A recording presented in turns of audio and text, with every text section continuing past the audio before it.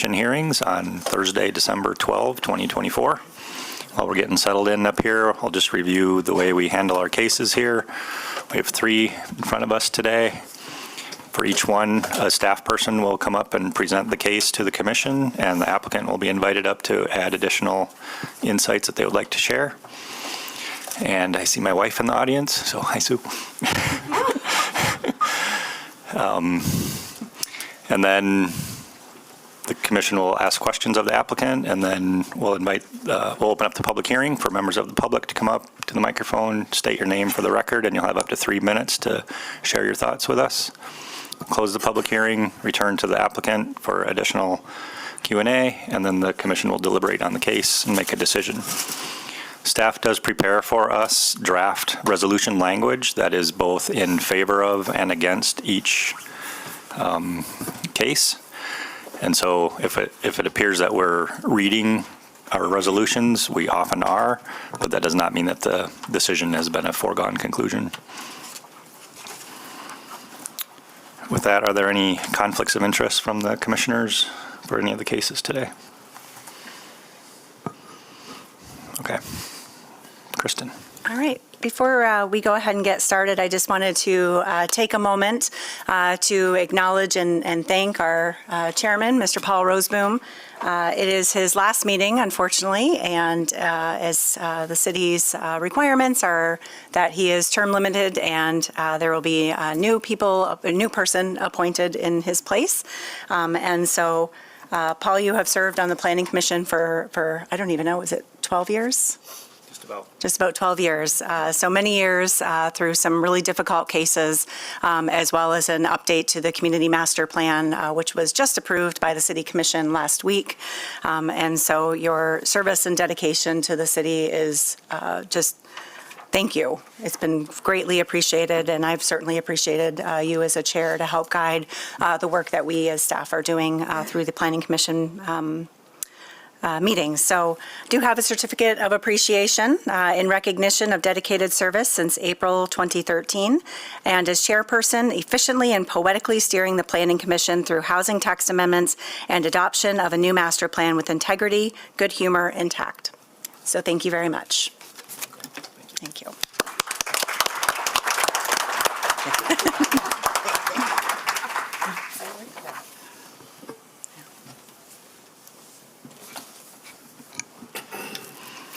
Elizabeth.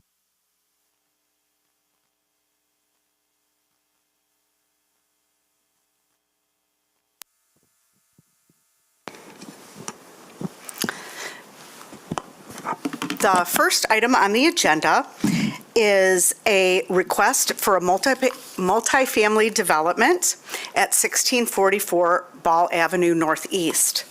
Hidden Bluff is a proposed 79-unit residential condominium development on a property of a little over 9 acres. The project will consist of attached single-family dwellings or townhomes and single-family residences located on a single lot. The zoning ordinance considers 3 or more dwelling units on a single lot to be multiple family development.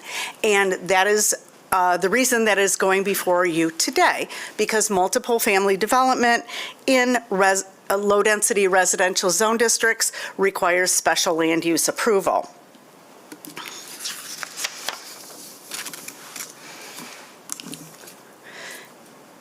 As you can see, the project is located within a mid-century neighborhood, low-density residential zone district. To the south, we have Ball Perkins Park, and to the north is a church property. So a lot of the wooded area here that you see is Ball Perkins Park, but it is also private property. To the north, we have that church property.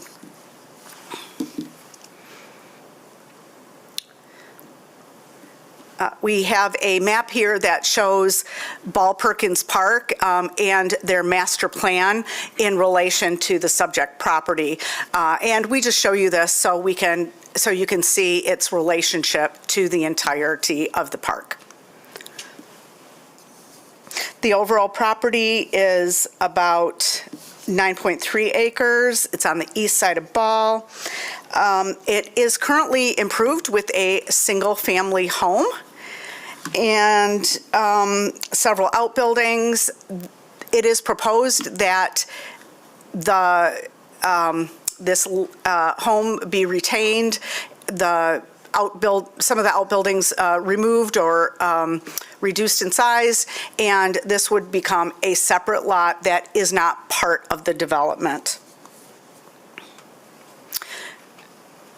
There's a lot going on here, but the point of what I want to tell you on this slide is that there are a lot of trees on the site. On the east side of the site here is a ravine, and there is, with a intermittent stream at the bottom, and there are a lot of I don't know if old growth is the right word, but there are trees in that area that have not been disturbed for many, many years. And I'll show you another slide in a minute that will explain that. The remainder of the site is succession growth. There's a mix of trees, not all of them or most of them are not high quality or are of a species that can be deemed invasive. However, that being said, we do value all trees in the city as they contribute to stormwater management as well as tree canopy. This slide is an aerial photo from Kent County from 1960, and our subject property is right here, just below the sea. I think this is the subject, the farmhouse, and you can see it was cleared for farmland. However, you can see the stream and the ravine, and all of that has been intact since that time. In successive years, farming was stopped or ceased, and all of this area became rewooded. Also, in addition to the high-quality trees on the east side, we have, like I said before, an intermittent stream and a ravine. So that ravine is considered a steep slope, and steep slopes should not be disturbed. We also have this natural feature, the stream, and we do have a buffer from the edge of natural features, which of 75 feet, and that will come into play later on. This is an excerpt from the wetland report done by a competent professional. They identified wetlands around the stream and to the north and south. These are photos from that report. You can see the ravine, and this is the wet area just to the south. The areas immediately to the south and the north, they did not seem to be significant wetlands that would fall into regulation by our ordinance, so they were not, we did not take into account a wetland buffer from those areas. This slide shows the layout of the proposed development. I talked about the existing house that is to stay. That's just on the north side of the street. And then we have townhomes on the north and the south, and 2 single-family home sites facing Ball Avenue. the 2 single-family home sites will be part of the overall development.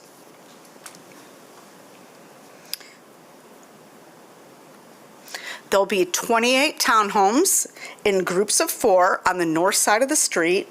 These will be 3-bedroom units with attached garages, a one-way drive will provide access to the garages, and each unit will have a balcony above the garage.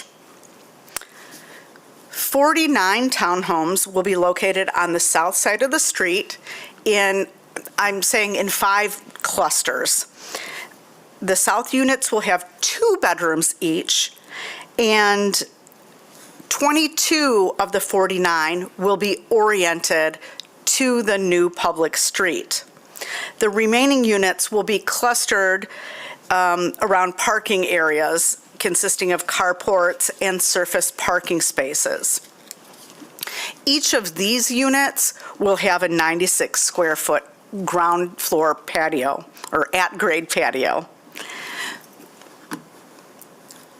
In addition, a playground is proposed at the east end of the street, at the end of the cul-de-sac, and a private detention basin is proposed at the southeast corner.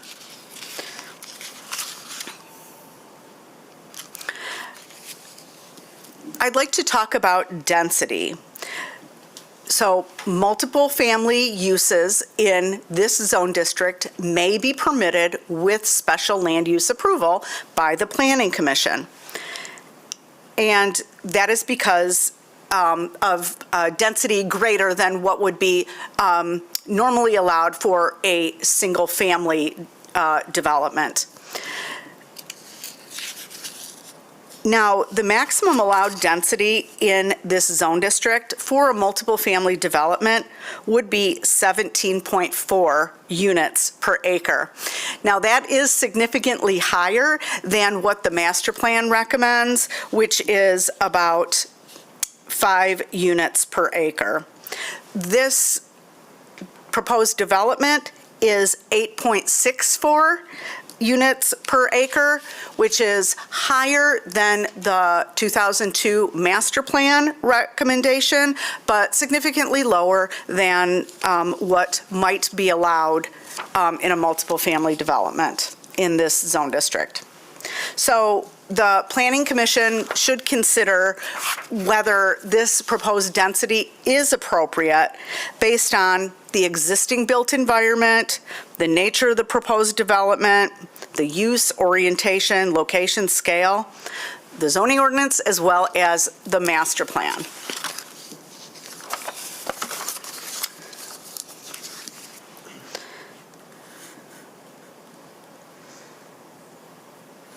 So the north units are to be, both the north and the south units that are facing the public street are proposed to be 27 feet from the back of curb.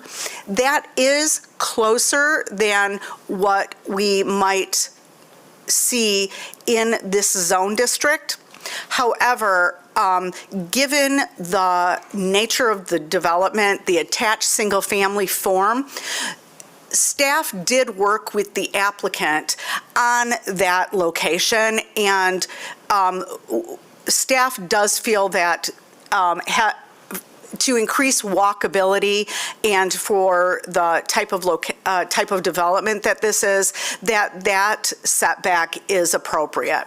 The Planning Commission does have the ability to allow that if desired.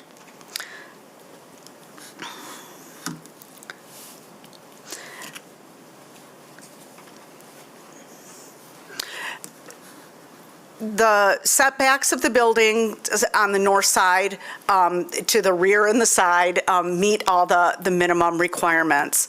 Now, I do want to talk a little bit about the setbacks on the south side. Now, because this overall site has frontage on Ball, we are considering the south side as well as the north side, to be sides, okay? And so that means that the side yard setback can be as little as 7 feet. Note that that minimum setback is really for a single-family home, okay? Something that is allowed by right. The Planning Commission is charged today with determining whether this orientation and these setbacks are appropriate, particularly given the pattern of development, as well as the fact that we have Ball Perkins Park immediately to the south. So we have a range of setbacks on the buildings that are clustered closer to the east side.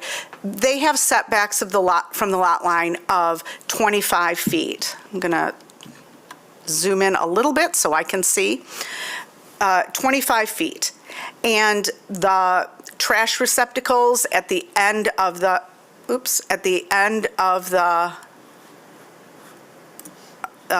parking court are 14 and a half feet. Further west, we have an unusual lot configuration. I have not been able to figure out why it, where that configuration came from. But this is what it is. And so the applicant is proposing a range of setbacks. We've got 15.1 feet, 20.1 feet, 32 feet, 14 and a half feet, 17 feet. And then the patios in a couple cases are a little closer.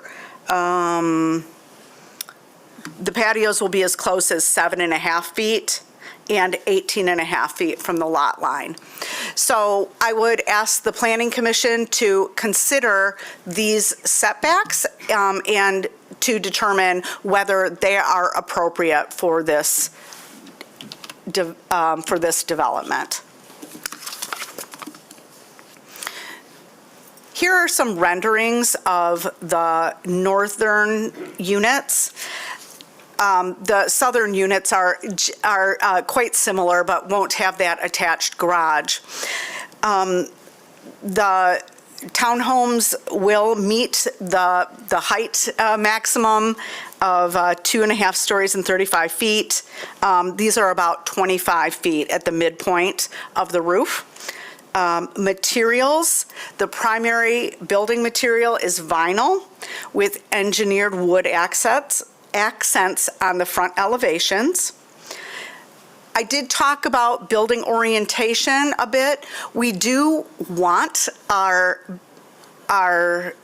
homes to be oriented to the street. On the south, we have this alternate orientation. And so the Planning Commission is encouraged to talk about whether you find that orientation to be appropriate. And it does appear that the all units will meet the minimum 15% front and 10% side transparency requirements.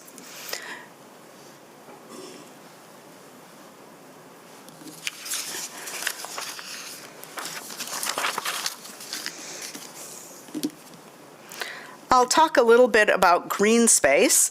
Green space of 30% is required for multiple family developments in this zone district. For comparison, green space of 50% is required for attached single-family lots or for single-family lots as well. Green space of approximately 49.6% is proposed. That it does exceed the requirement for multiple family and is slightly under what would be expected for an attached single family. So the Planning Commission should consider whether that green space is appropriate. I'm going to go to the landscape plan. So A 10-foot wide landscape buffer is required between the parking areas and Ball Perkins Park. So on the south here, and that's for the parking areas. And it does, the setbacks are such that that 10-foot buffer could be met. I will admit I have not gone through the proposed landscaping to determine whether it fully meets the landscape buffer requirements, but it will need to. You can see the plan shows the existing trees along the lot line, as well as shrubs and trees that will augment that landscape plan.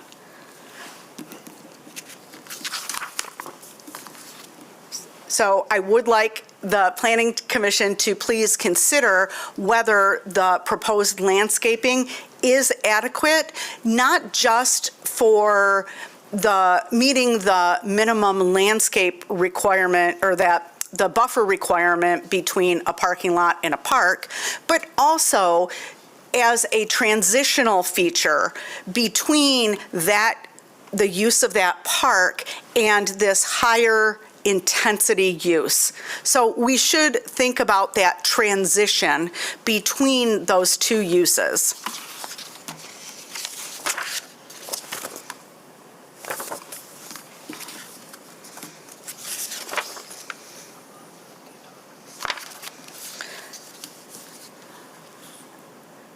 Let's see here. I'm going to go back to the site plan. Oops.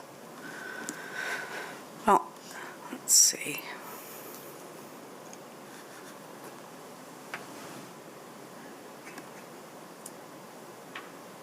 Okay. So this plan shows the edge of our natural feature, which would be the edge of the wetland at the bottom of the ravine, and 75 feet away from that. That is our required natural feature buffer. There should be no grading, site disturbance, vegetation removal in that area. We do have a departure. It can be administrative, but since we're here, we defer to the Planning Commission. We do have a departure available, but it will need to meet the criteria that those site landscape features, such as vegetation and steep slopes, will be preserved in their natural state insofar as practicable by minimizing tree, vegetation cover, and soil removal, alteration of natural drain courses, and the amount of cutting, filling, and grading. Additionally, that natural features and topography have been incorporated into the plan to the maximum extent practicable.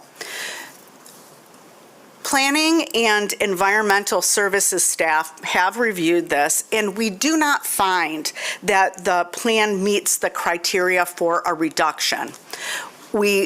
As you can see here, I think I'll zoom in a little bit.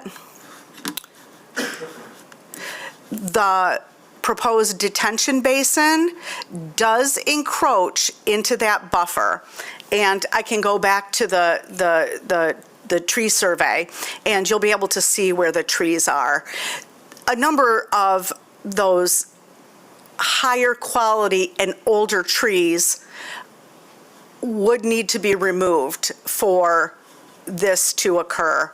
We would prefer that the detention basin be reconfigured to stay out of that area. Our stormwater project engineer, who I believe is here, here, has made several recommendations, which are in the staff report and are in the conditions of approval. If you are amenable to approving this, about plans that we would like to see if this goes forward. And additionally, we would like those plans to be presented to the Planning Commission at final site plan review rather than final site plan review administratively, like we often do with plans or with projects that do not have complex topography or don't have much or any earth moving. So we are recommending final site plan review at the Planning Commission with certain additional plans.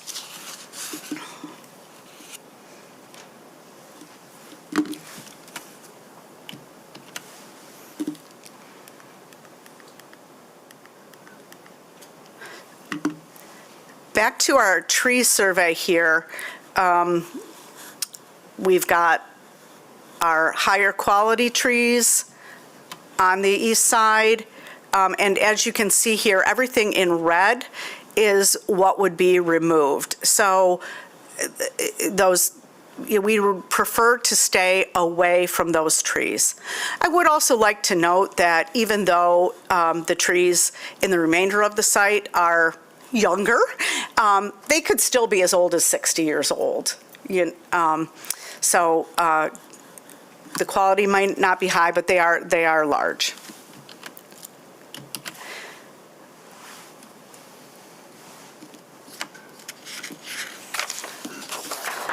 So in sum about the trees, we do find trees to be an important asset to the city in general, and we would ask that the Planning Commission consider whether all reasonable efforts have been undertaken in the layout of the development and the site engineering design to avoid unnecessary removal of trees.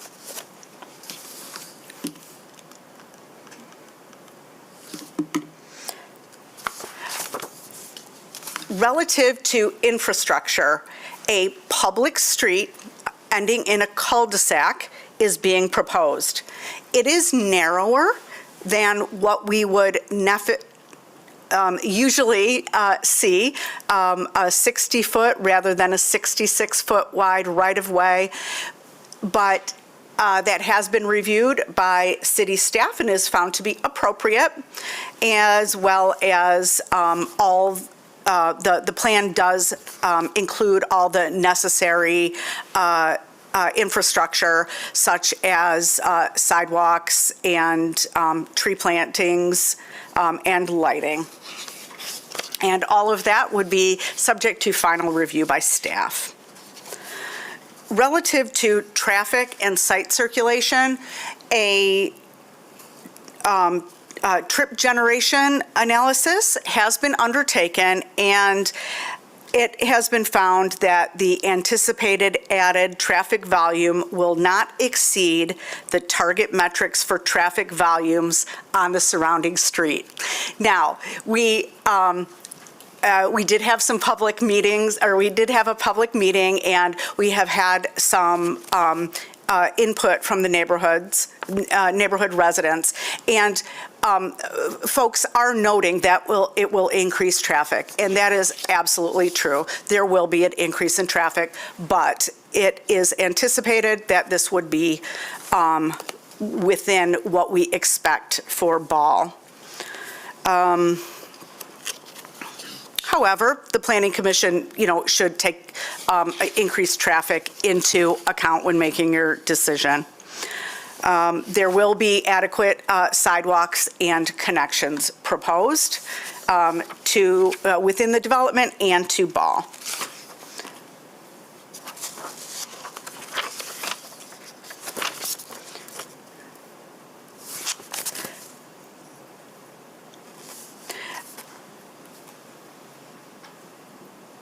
I do have some additional comments in the staff report from our stormwater project engineer about engineering, particularly near the slope here, relative to the overflow and outlet of the detention pond, as well as connection to the sanitary sewer pipe. I won't go into the details there, but again, we would like a final site plan review so that those details can be reviewed by staff and then brought back to the Planning Commission for consideration on potential impact.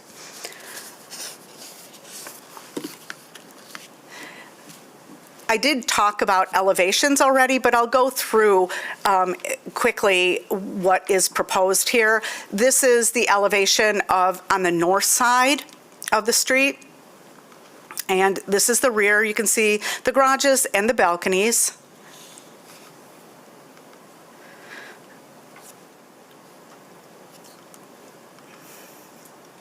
And then this is the rear of the south building. I don't seem to have a rendering of the front. It looks, it's fairly consistent with the renderings, or with the design of the buildings to the north, although this window, the main window in the front, does appear to be smaller. And for the south side, there'll be a combination of carports and surface parking spaces.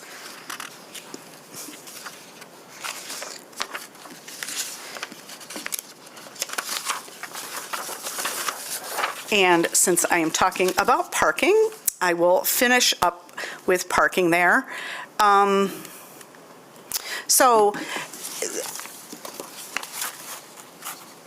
the applicant did participate in our Development with Us program that allowed some additional neighborhood engagement for public input on the project. And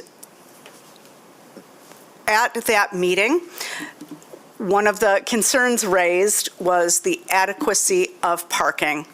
In response to that neighborhood input, the applicant added some additional parking spaces. There are 28 parallel parking spaces proposed along the north lot line there, and there are 20 additional spaces proposed to the south.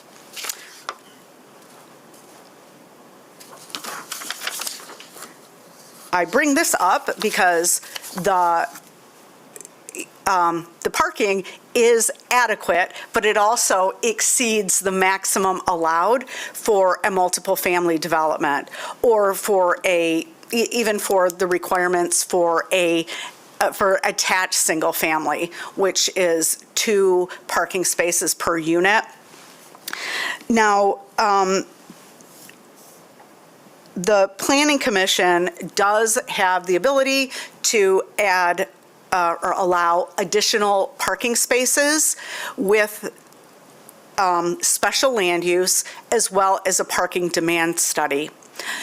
Given the nature of this development, the fact that they're discrete units, and they're to be condominiums, it's not a flat style, it's not on a transit route, I think we can be fairly confident that this will be more of an auto-oriented development. So in light of that, we did waive the requirement for a parking demand study. Because we want to ensure that there is enough parking for both residents and visitors, and there's no additional, parking on it's not part of the street network, so parking would be necessary, this would need to accommodate all necessary parking within the development. So that would be something that we would ask the Planning Commission to consider as well.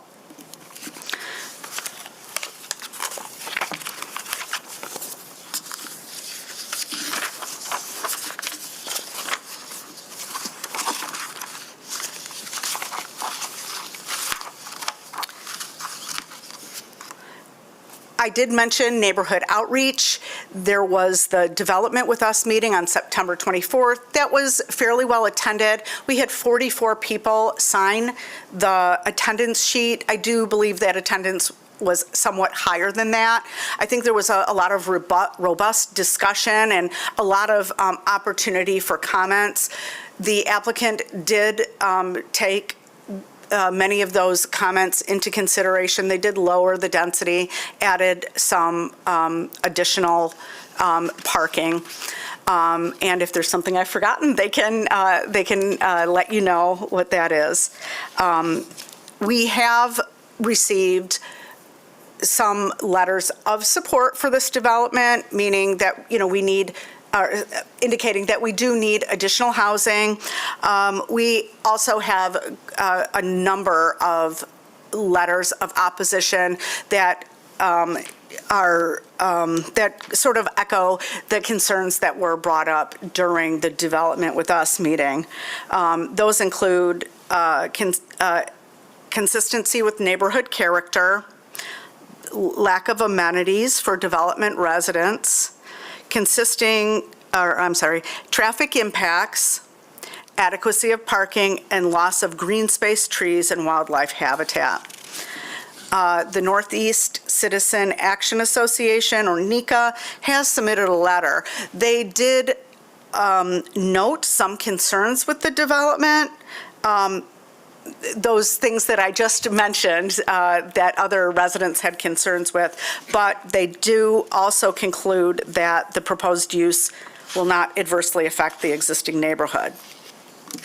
So, in sum, we're looking at a development of 79 units, 77 townhomes, and we're looking at whether the plan meets the purpose and intent of the MCN LDR zone district relative to density and neighborhood character, consistency of the project with the master plan, and I did include an excerpt from the 2002 master plan in the packet about development character, and those are really the things that I would ask that the Planning Commission consider. Connectivity within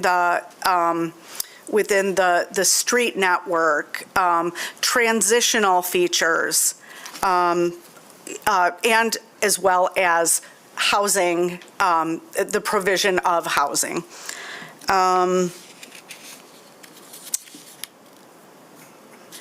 I'd ask that the Planning Commission look closely at the site layout and potential impacts on the surrounding neighborhood and surrounding properties, including the public park.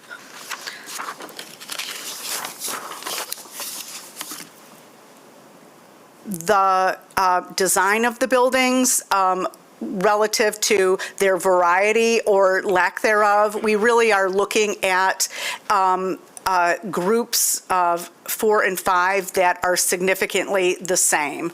So the Planning Commission should consider that design in their deliberation.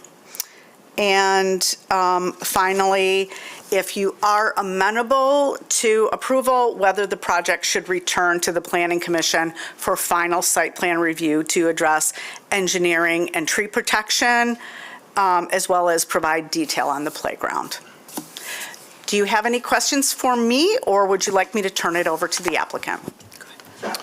I have a few questions, Elizabeth. At the beginning of your presentation, you talked about density. The report that you prepared speaks around the density, and the current zoning or designation is low density residential, which indicates fewer than 5 units per acre. Mm-hmm. However, then it goes on to say the the proposed density, and this is 2002 master plan, is medium low density, which is essentially 5 to 10 units per acre. Is that, Oh, did I make an error here? well, I'm not certain. I'm Let me just see asking here. for clarification on Okay, that. hold on a second here.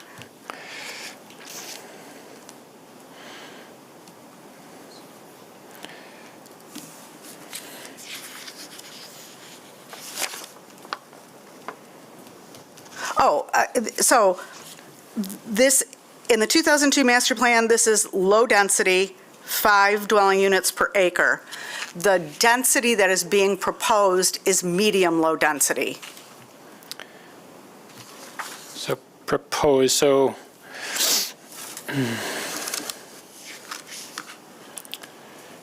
future land use in the 2002 plan was also set at 5 units per acre. Is that what I'm understanding?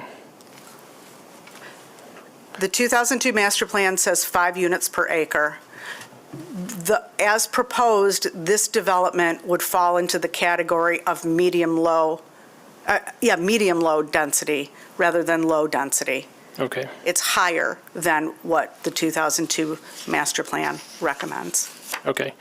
The other question I had was around green space. I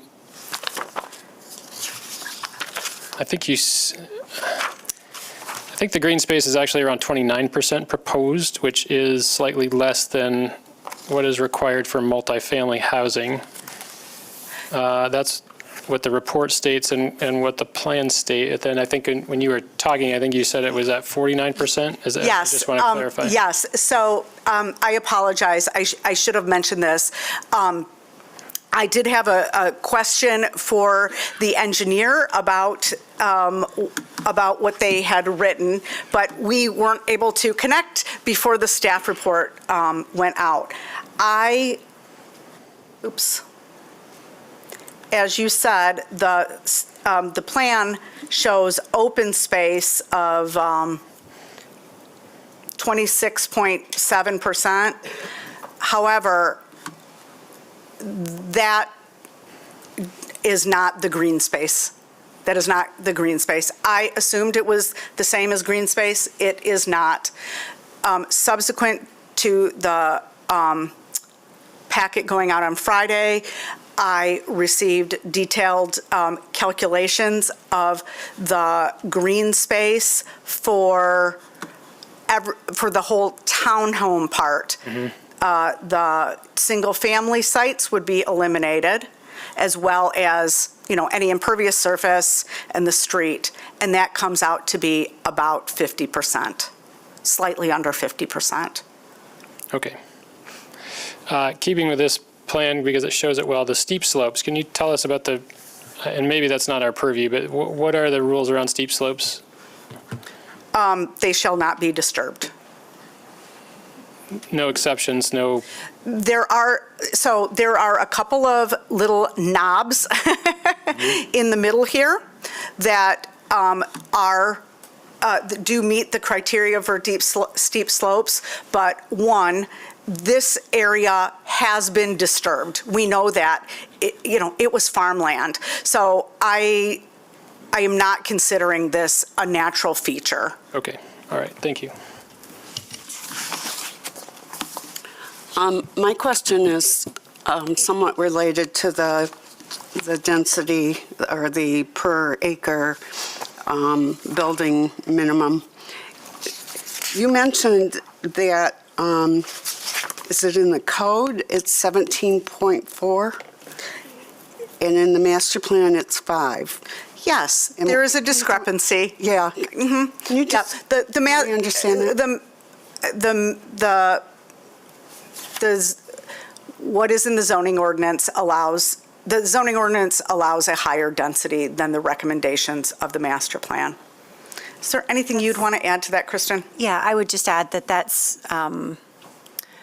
the zoning code, but then the special land use expectation is that the Planning Commission looks at where within this district is located, what's the context, the pattern of development around, and so it's up to the Planning Commission to begin reconciling what is an appropriate density, because obviously being in different locations within the same zone district, you might arrive at a different conclusion as to whether a higher or lower density is an appropriate placement within.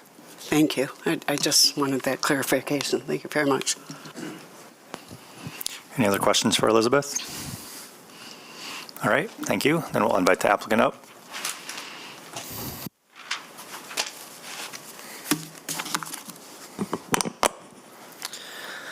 My name is Nate Kaufman. I'm one of the developers on this project. I was born and raised, just a little bit about me, I was born and raised in Grand Rapids. Own and operate a property management company in town here as well. A little bit else about my work. I flip houses as well and do a lot of projects in the city of Grand Rapids and take distressed properties and make them beautiful again and sell them to people that really enjoy it and don't have the ability to do that construction process on their own. My first home was actually, I purchased in this neighborhood, in the Nika neighborhood over in Beckwith Hills. I lived there for quite a few years. I know this neighborhood pretty well. And I feel it's this is a very good use for this neighborhood, being a resident in the past for many years. A little history on this project. We started working with Elizabeth in April of 23, so it's going on about a year and a half. And it's been a good road, but a lot of challenges, but we feel confident in the site that we've planned for you guys to see today. We've done a lot of concepts, a lot of variations of this plan, different uses, building styles, and we landed on this and thought this would be the most appropriate for this site. We ended up purchasing the property in August of 23, and then we firmed up our plan a little bit and went to the design team in March of 24. We had a lot of good feedback from staff and other members at that meeting, made a few adjustments, and that kind of led us to the development with us process. We went through that with Sarah and staff, had a neighborhood meeting, like Elizabeth mentioned, at a local church. Had quite a few people show up. We heard a lot of their concerns, and we made a ton of adjustments after that meeting. And that's what you're seeing today, and I can go into that a little bit further later if desired, but I have probably 8 or 9 bullet points and some major changes that we did on that. And also Betsy, she was great. I don't know if she's here today, but she was great, the president of NECA, through that process. Brief overview of the site. Elizabeth touched on the majority of this. There's one single-family home up in the northwest corner that was built in the 30s. This property's in great shape. The owner lived there for about 50 years or so, and they had to sell because they actually wanted a condo to buy. But we'd like to maintain that single family. We were proposing to remove an outbuilding and a lean-to off one of the other outbuildings, but it's a great home and would like to put that up for sale for someone to enjoy. There's 2 different unit styles, as Elizabeth touched on. The north, 3-bedroom, 2 full bath in each unit. I don't know where the site plan went here, but oh, sure. Thank you. As you can see, there's 2 stall attached garages off the back of these units with an alley in one direction traffic with some parallel parking. Elizabeth kind of touched on how we are asking for a little bit more parking than, the minimum or the maximum. So our thought process with that is, yes, we have a garage. It's a 2020 by 2020 garage, but there's no driveway leading up to it. It's an alley. So we thought it might be appropriate to put some additional parallel parking spaces in and have those assigned to each unit, so they were pretty close to the garage there. On the south side, they're all 2-bedroom, 2 full bath units with 2 covered parking spaces assigned with some guest parking in those areas as well. A little bit on the exterior. On the south, we offer an 8x12 patio off the back slider of these units for outdoor space. And then, like Elizabeth mentioned, on the north, we have a patio above the garage for some outdoor space. After the development with us meeting, we initially had a 4-unit condo building shown along Ball, where those 2 single-family sites are. And that was one of our changes we made, and we made those 2 single-family sites. So when you're driving down Ball, you don't see kind of a random 4-unit building. You see 2 single-family homes that match the rest of the street. And then what that does is it really kind of hides this whole development back, between those houses. So you'd really have to look down the road to see kind of what's going on back there. Otherwise, you're going to just see 3 single families up front with a road going in between. On the east side, we have a recreation area, for a playground for the kids. We figured we were probably going to get a decent amount of kids with 3-bedroom units. We do have a large park next to us that we're all aware of, so there's tons of recreation space there, so we didn't find it a huge need to put a massive recreation area on the east side. A little bit on the need for this type of unit and use. We really cater to the missing middle group. And as you guys probably know through housing assessments and presentations, that's a big need in this city. And there's very little new construction that are building for that need. It's very hard to build a single family home and get it in the low 300 range nowadays, even along with a condo. Most of the condos you see are, low 400s, 500 range because they're ranch style with basements on, bigger sites. That get pretty expensive with lower density projects. Also, there's very little housing types in this neighborhood. It's primarily made up of single family homes. There are some older apartment communities and condo communities, but for the most part, it's basically dominated by single family homes. So we thought this would be a great addition to the neighborhood, so people don't need to move out of their favorite neighborhood that maybe they left or lived in for 50 years, and they could, maybe just move to a condo from a single family home. I think that's all I got. I'll invite Brandon up. He's the other developer on this project, and he would be building all the buildings as well. Good afternoon. My name is Brandon Visser. Like Nate said, I don't know if he mentioned, but we are family members. We're cousins, and we both have our areas of expertise in real estate and building. Mine's more in the building and development side. So I'm a 4th generation builder in the Grand Rapids area.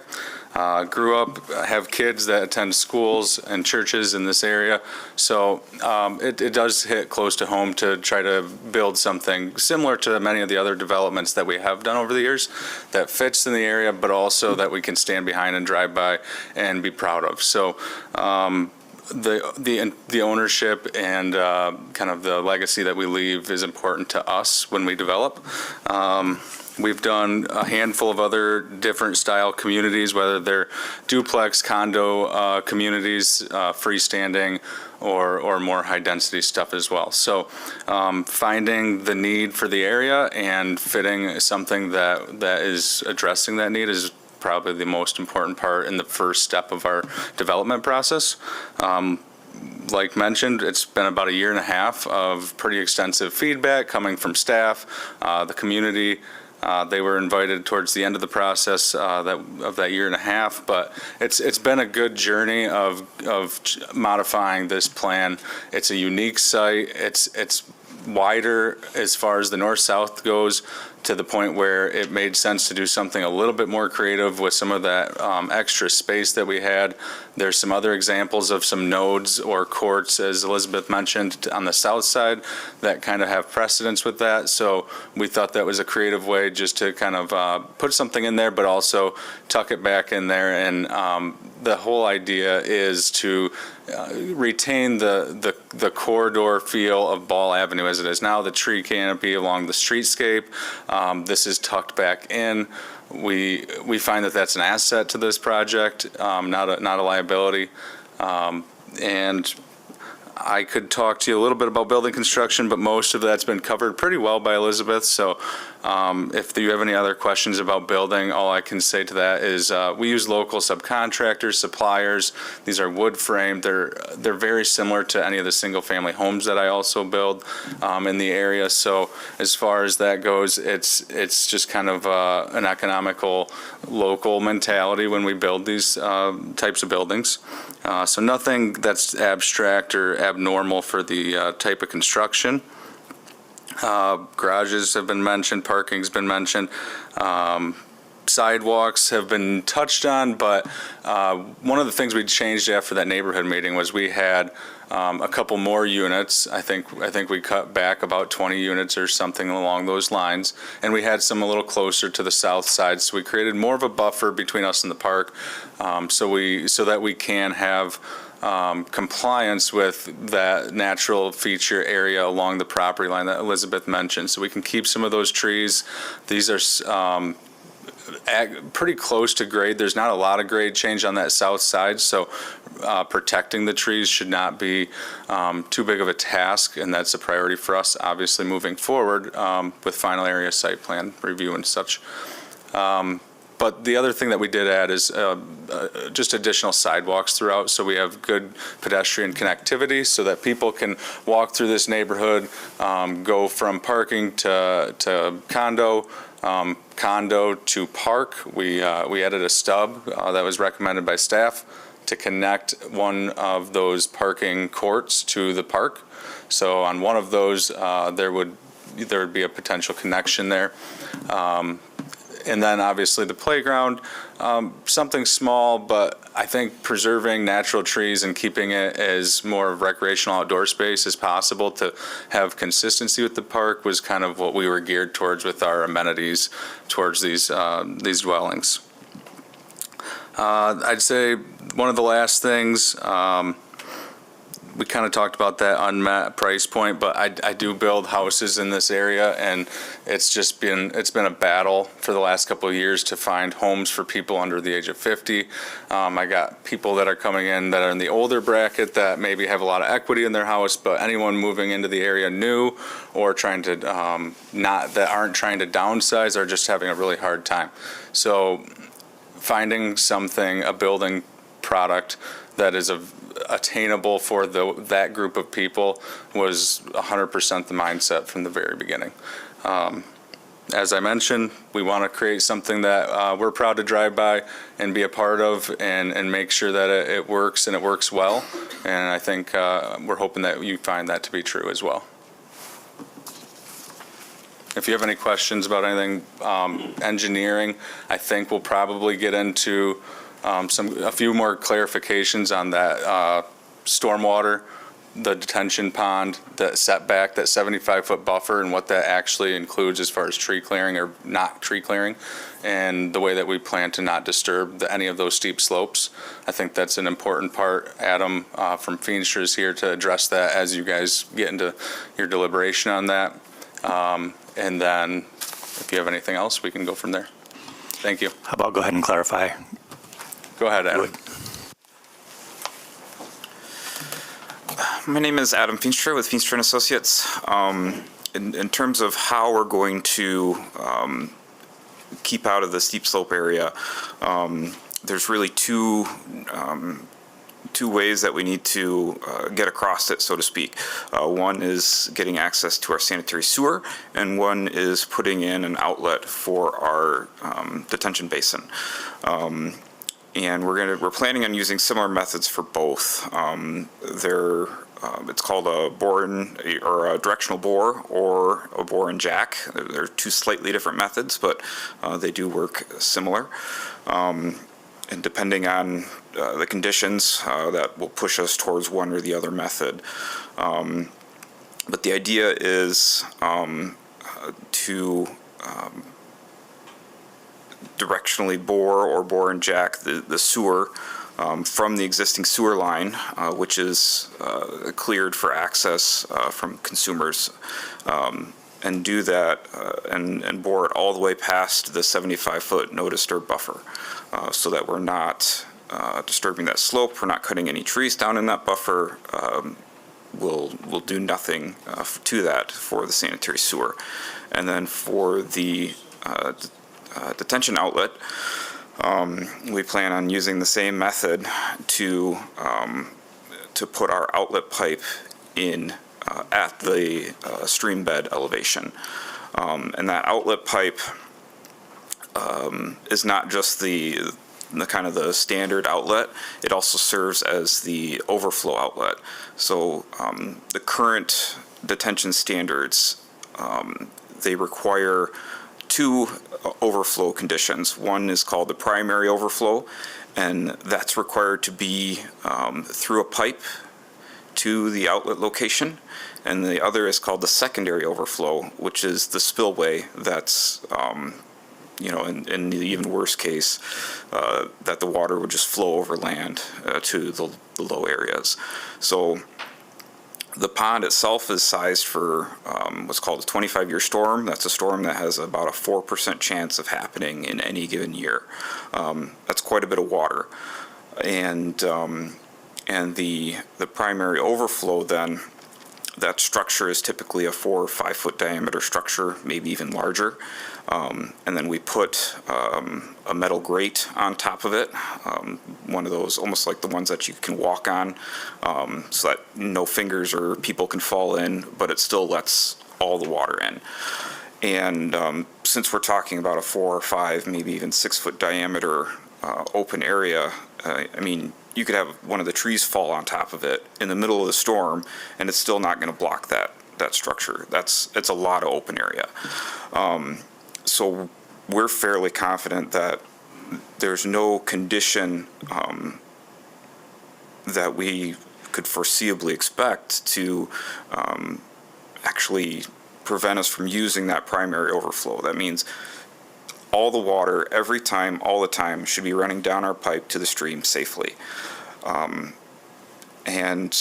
But we still have to have that secondary overflow. That's a requirement. And we put that in per the requirements.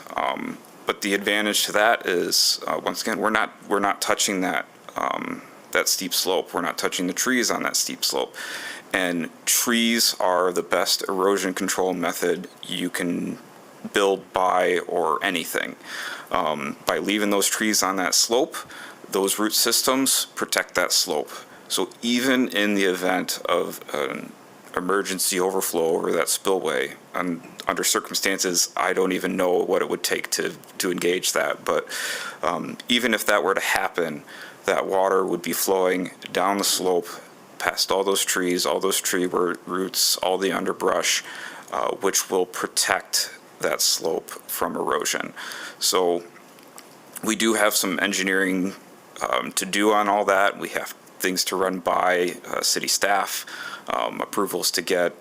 There's a lot of conversations that need to happen there yet, but we are confident in meeting all the city requirements for detention on this site. Great, thank you.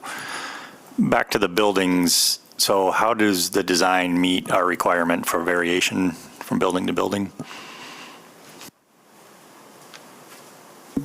As far as the provision, I'd have to defer to Elizabeth on what the requirement is for building to building. That never really was something that was discussed in depth as far as breaking things up. I know we've bounced from a 6-unit building, for instance, down to 4. We had some variations from 4 to 6s, and we thought a smaller building, smaller footprint, more side windows was a better fit for this neighborhood. So that was one thing that we did change.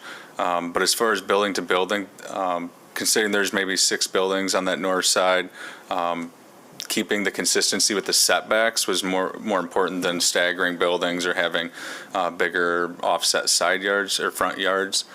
So building to building, they're generally very similar.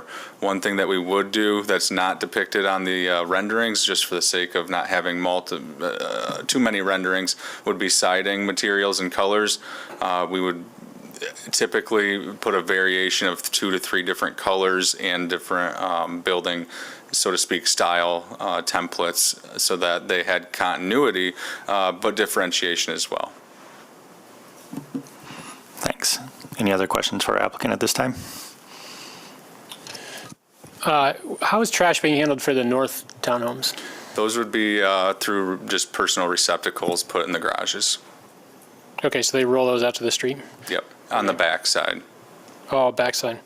All right. And then just out of curiosity, what was the decision around making the street a public road?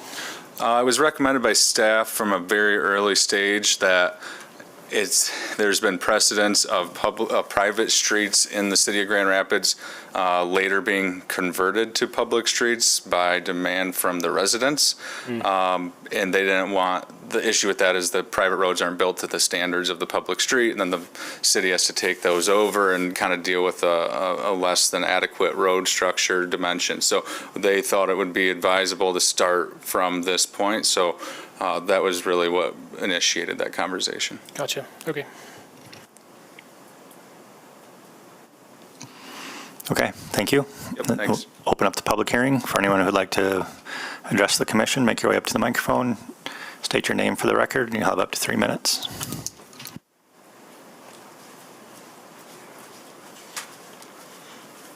Hi, everyone. I'm Laura Sessa. I live at 1341 Leonard Street, close to this development. I'm also a board member for NECA, but I am presenting my own opinion here about the development. I support it. I think it fits with many recommendations that are in the new master plan that was just adopted by City Commission this month with regard to adding missing middle housing to improve the relationship between low-density residential and higher-density uses. It also adds a greater diversity of housing types to the neighborhood, which, as we've mentioned, is predominantly single-family, and also adds opportunities for home ownership because these will all be for-sale units. I appreciate that the developer took the time to listen to the community at the Development With Us meeting, and they did change their plans to adjust based on the feedback they received. One thing that I will say with regard to my own support is that I do think there's too much parking. I think it could be reduced. It was mentioned that it's not on a transit route, but it's actually about half a mile away from 3 different transit routes that go on Fuller and Leonard, and it is about a mile away from a grocery store. But other than that, I think it's a good development. I think it looks like it would be nice to live in with the green space and the playground and maintaining the tree canopy. A huge benefit is the proximity to Ball Perkins Park, and I think it'll only be advantageous to allow more people the opportunity to access this park and live close by. I appreciate also that they are looking to add a connection to the park from the neighborhood itself, because one thing that is missing in this neighborhood is east-west connections outside of major roads. And so if we're looking at adding pedestrian and cyclist connectivity, having that access to the park would be very beneficial. And then lastly, I just want to say I really appreciated having that aerial photograph from the 60s, because it really shows how much this neighborhood has already changed in the past 60 years.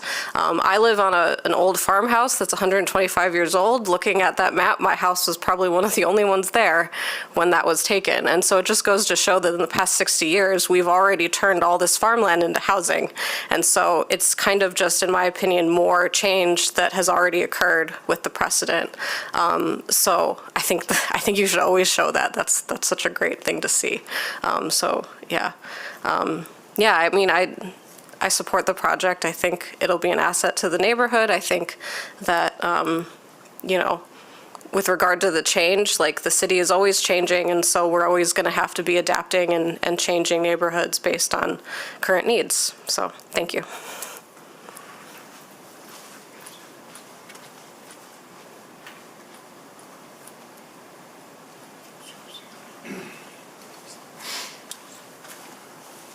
Good afternoon. My name is Steve Chanter. I live at 1669 Ball, which is just slightly north of this property. The property that I live in has been in my family for the last 62 years. I've lived there for about 42 of those. And I have seen a lot of change. And this piece of property is, I've known not only the previous owner, but the owner before that. The layout of this property, there's a number of concerns. First off is the density. We're talking about, if you look at the master plan, about 45 units. This is 42% higher than what your master plan is asking for. A bigger concern is actually the traffic on Ball. Now, the traffic study says that Ball can accommodate the traffic. Yeah, it can accommodate the through traffic, but if you look at how many units that you have, you're going to be putting approximately 150 more cars from a single access point out onto Ball. Ball at peak times is very difficult to get out of your own driveway, and especially having it been repaved recently, it is like a racetrack. An offset from Sweet Street, it would have been nicer to have seen this as an extension of Sweet Street, put in a four-way stop. That way we could have had a different type of traffic calming. An interesting point that was brought up is that one-way alley along the north side. And then the setback, I don't particularly understand the setback. My guess is from the property line to the building, but they're talking about parallel parking along that north side. I understand that the street is wide enough for handling emergency vehicles, but you've got 28 garages that hold 2 vehicles, and now if you have a vehicle fire, are you going to be able to get a pumper into the back side of that alley with cars being parked parallel there? I disagree with the parking being adequate. I think that, yes, there's the additional parking towards the east side is a nice touch, but to be quite frank, people are lazy. They will park their cars at Berkeley and walk over because it's going to be a lot closer. The green space appears to be mostly on the east end of this property. I would think as a concerned parent, putting a playground right by a ravine would be, in question. Thank you very much for your consideration. I hope that you vote this down.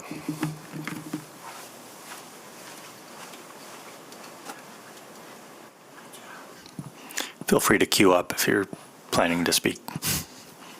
So my name is Rachel Zylstra. I live at 1424 Edith, so in between Sweet and Spencer, one street off of Ball.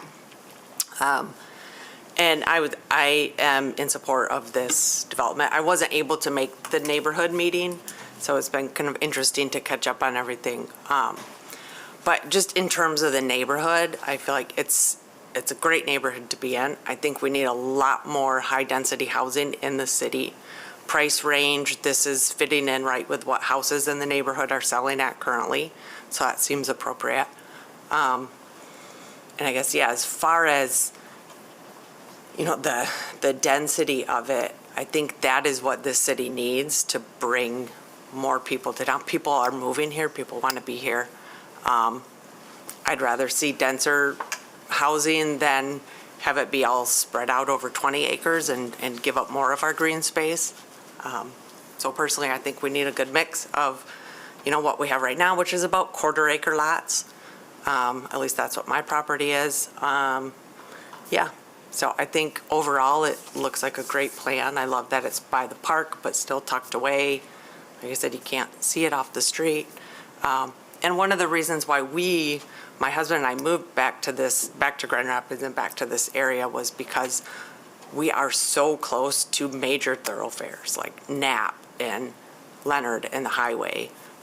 So I think, yes, this is a lot of traffic to add to the area, but we have really major streets that are made to handle it, and we can get anywhere from there. So I feel like it feels appropriate to me. So, yeah, I just want to say I'm in support of it.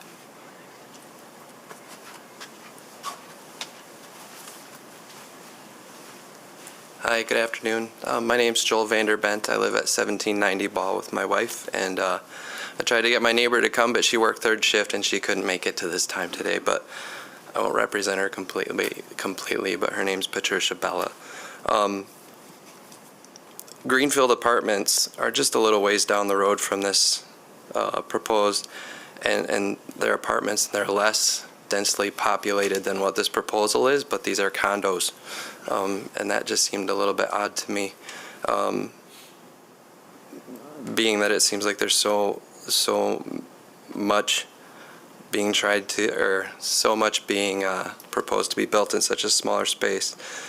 Today, right now, Zillow shows 446 homes, townhouses, and apartments for sale at less than $300,000 in Grand Rapids. Ball, in my opinion, as a homeowner, needs homes, not densely built apartments and condos. It's really difficult to interact with our neighbors across the street when cars go so quickly up and down the road, canyonization being the term. I have an elderly neighbor across the street, and I don't dare let him come visit me at certain points of the day. I'll run across the street instead of having him, just because even at 30, there's cars coming up the hill. It's hard to see. People are in a hurry. So it's a nice neighborhood, lots of really neat people, diverse area. Just putting more cars on the road, more people in that spot is just going to change the neighborhood.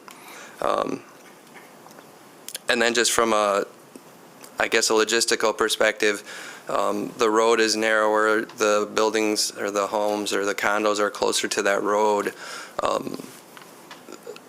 I'm just kind of wondering what a garbage truck driver would feel like moving through that area. There's tight corners, the buildings are close to the road. They have to do kind of a long trip down to the dumpsters, and then the point about the fire truck's well taken too.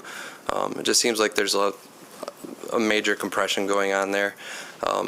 And people keep calling this a park at Ball Perkins, and I suppose it is a park. It's almost like a preserve. Meaning there's a lot of owls, eagles, foxes, interesting animals that are there that you don't normally see in the, in the more densely populated areas of town. So I just ask you guys to consider keeping it a neighborhood and less of a solution to housing. I understand that people need places to live, but if I just go by Zillow, there's a lot of choices out there right now too.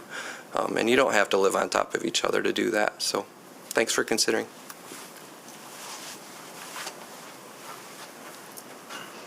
Hi, my name is Teresa Lawrence. I live at 1543 Spencer Street, so one of the little side streets off of Ball there. I do appreciate, Nate and Brandon, they did take the time to listen to us, but I'm still not in support of this project. Though Trip Generation says that the traffic, as many others have said, I'm a runner, and I've been almost hit multiple times by people flying down Ball Street, and that's now, not with 158 more people flying down Ball. So obviously that's a huge concern.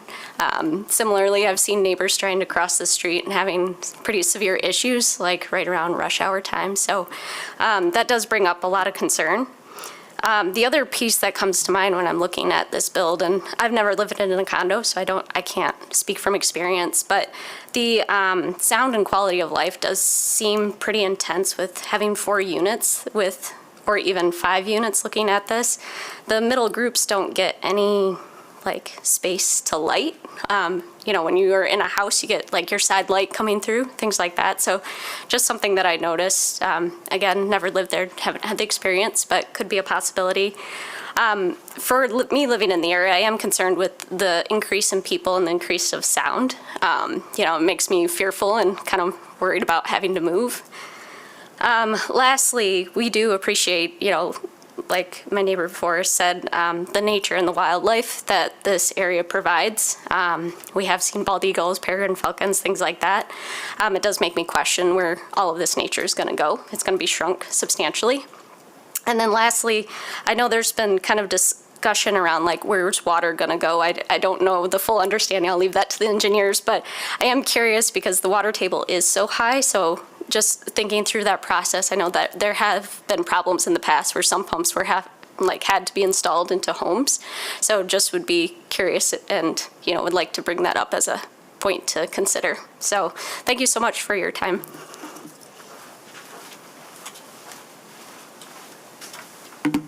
Good afternoon. My name is Tim Elrod, and I live at 1463 Hamley Court. I'm also authorized to speak on behalf of my neighbors at 1464 and 1468, also on that cul-de-sac. The three of us are against this development. We feel that the density is too high. We had asked the developers to take a look at it, and they came back with a revised plan for fewer units. It still appears to be about twice as many units as we would like to see. Developing that land seems like a good use, as long as we can stay away from that slope with the old woodlands, and it seems like that's going to be protected. But you've heard lots of concerns about the traffic, the sound, the nature in the neighborhood. Those are all issues that came up at the development with us meeting. I would like to point out that it was universally negative comments except for one, and you've already heard from her today. That's all I have. Thank you very much.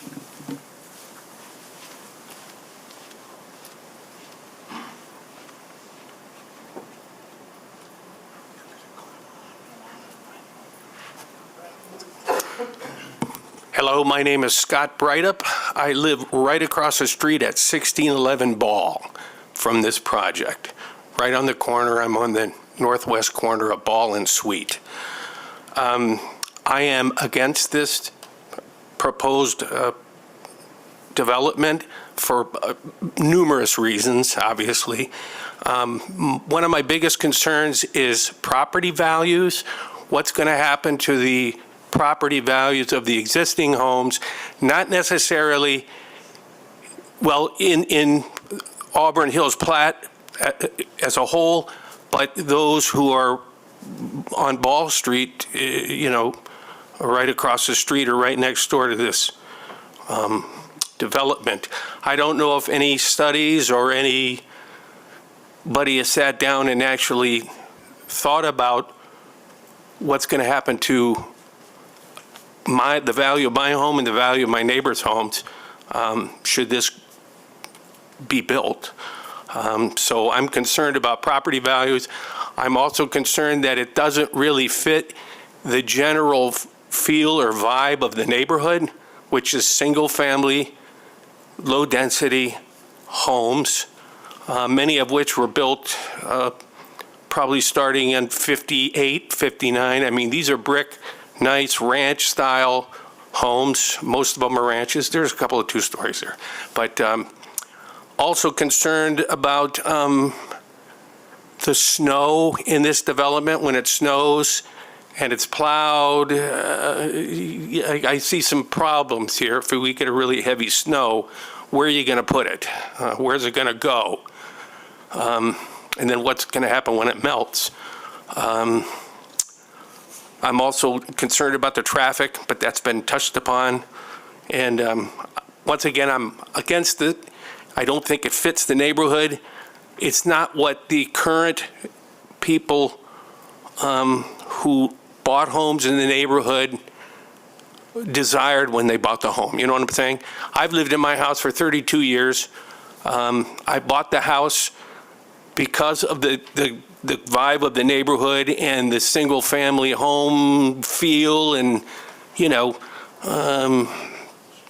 I'm just concerned about, the day that I go to sell it and sitting across the dining room table and the broker go, Scott, I could have got you about $200,000 more for your house if it wasn't for that eyesore across the street. So that's all I'm going to say. Thanks. All right. Anyone else? Please do queue up if you're going to speak. My name is Paul Trowbridge. I live at 1406 Ball, so right south of where you're proposing. Thank you for taking time to talk to us. My wife and I and our two kids moved from Heritage Hill previously, and we moved to this neighborhood, and I love it. It is a great neighborhood. The one downside is the traffic on Ball is crazy already. I don't remember the exact numbers of the traffic study, so if someone has them, please correct me, but I wanted to say we were at like 29,000, something like that, and the street was built to handle 16,000 or 2,900, and the street was designed to handle 16,000 or something like that. If that's individual trips, that's a car going down the street every 5 to 6 seconds. And that's would be if it's uniformly split, going 24 hours a day, which is not how traffic works. It's condensed at certain times, as anyone who lives on Ball can say, Sunday between 11 and 12, when you can't get out of your driveway. Similarly true at 7:30 in the morning when I'm trying to get to work. Traffic's already pretty awful, as has been brought up. I don't know how we'd handle 150 more cars on there. It's difficult to get out of your driveway during a given day when cars are condensed on the streets, when people are going to work, when people are getting home from work. As has been brought up, it's my mailbox is across the road from. It's hard to get to my mailbox when people are coming home in the evening. So just echoing, nothing earth-shattering here, but I think the traffic study was pretty unrealistic in saying how many cars can be handled on the street, and B, it already is an issue, so it'd be worse otherwise. Thank you.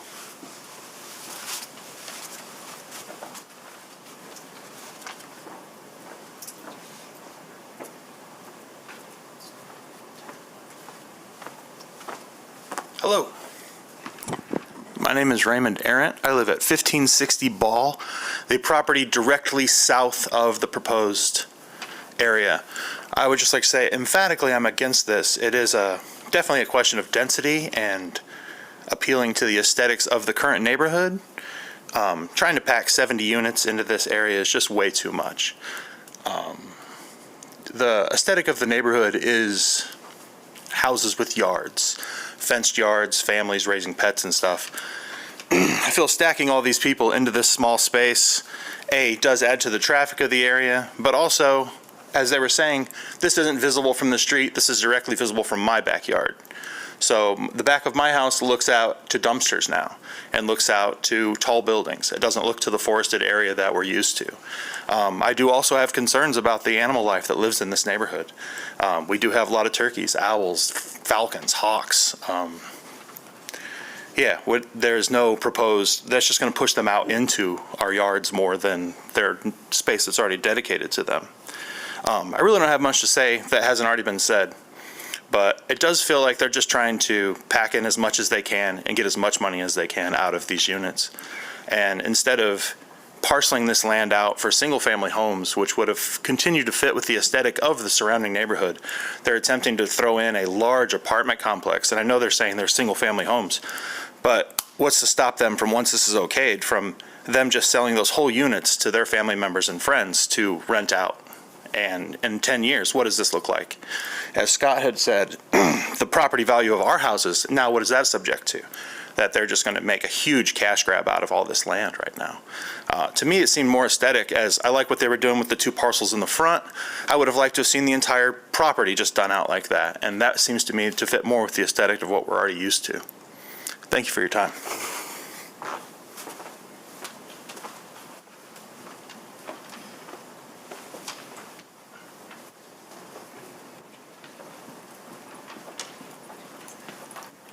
My name is Jacqueline Gunwes. I also live at 1560 Ball Avenue, directly south to the proposal.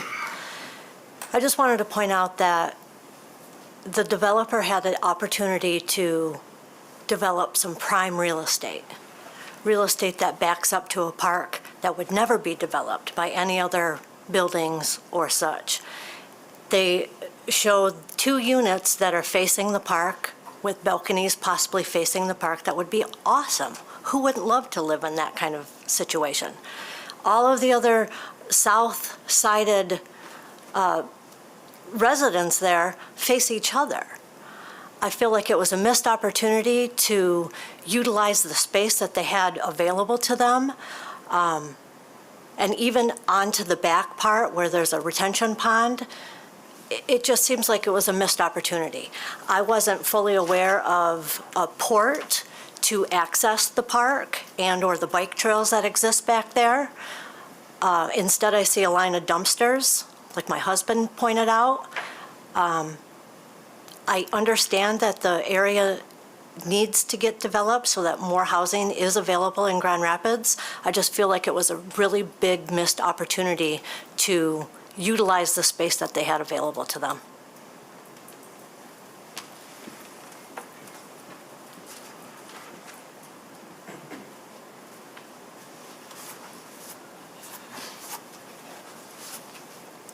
My name is Carrie Gottwald. I live across the street from the old Carson farm.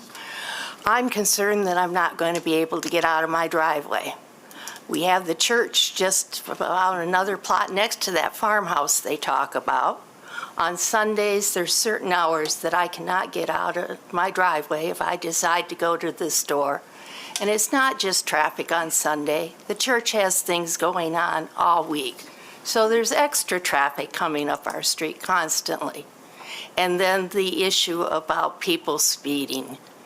My gosh, you can stand out there at your mailbox and all of a sudden there's a car that comes over the hill and it's going 40, 50 miles an hour like it's some racetrack.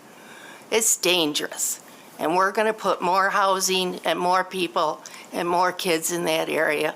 I am definitely against it. Thank you.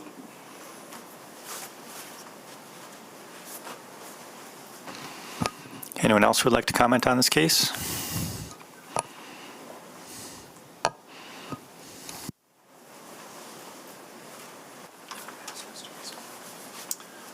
I'm Ron Osgood. I live at 1850 Forland Court. I'm also on the NECA board, and I support the board's decision to go along with this. I think one thing, my wife and I use the park a lot, and I really feel it was great to hear that the developer is considering to have access to the park, but I think that really should be something kind of on the plan, and there's a specific way to get more from the back end of this property to the park, because people being people, they're going to start cutting through if there isn't any obvious access. So I think that should be part of the requirement for this. Thanks.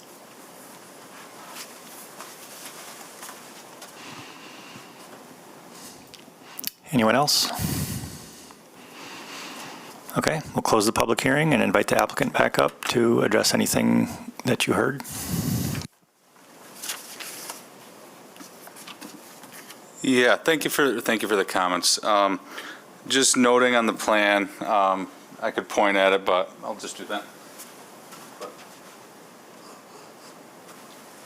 Right there, we do have an access shown. I might have misspoken earlier about where it was located, but either way, sidewalk going to the park. Just a side note on Ball's traffic. The counts were close when that gentleman was speaking about them. We're adding 150 to, I think, we're around like the 4,600 trips per day mark on Ball now, rated for 10 on the road. So the increment that we're raising the traffic, 150 trips in the net of 54,000 available. We're not really making a dent in what that road's actually the capacity is rated for. And we did get a note from John Bartlett at Grand Rapids that they are actively evaluating new speed tables on Ball Avenue to try to regulate that speed. So I think that's a plus for both this development and the existing neighborhood. Just something that's in the works, not something that we're really involved in to a big extent, but it is something that was discussed. I think other than that, street parking for guests, I didn't mention before, but because it is a public street, there would also be room for car parking on the new road. So that does give another option for some additional guest parking. I've seen it in neighborhoods with condos with front doors and parking in the rear on other neighborhoods in Grand Rapids or East Grand Rapids where that's where I used to park. My mom had a condo similar to this where we'd park in front of it and walk up to the front door. So that is probably how a lot of the guest parking would happen, maybe just on a short-term basis more than a long-term. I think Adam's notes on the detention pond are much more detailed and accurate than I could have done, so I appreciate that. And as far as the orientation goes, as mentioned before when I was speaking, configuring the buildings and the streets were not just an easy one-size-fits-all here. So we really put a lot of care and dedication into how we did it. And it wasn't a mistake that we didn't have balconies overlooking the park. We found that to be more of a detriment to the privacy of both those residents and the park, the people using the park. So what we tried to do is buffer that with natural features and keep the sides of the buildings more towards the park, just so that it keeps more of the recreation and activity from those condos between the units and the courtyards, as opposed to kind of leaking over onto the parkland. So that was more of an intentionality than it was something that we didn't look at. And the other, no, I think that's probably about all that I had. If you have any other questions for me, I'd be happy to answer them. All right, thank you. Thanks. Any questions for the applicant? All right, and we'll turn to deliberation.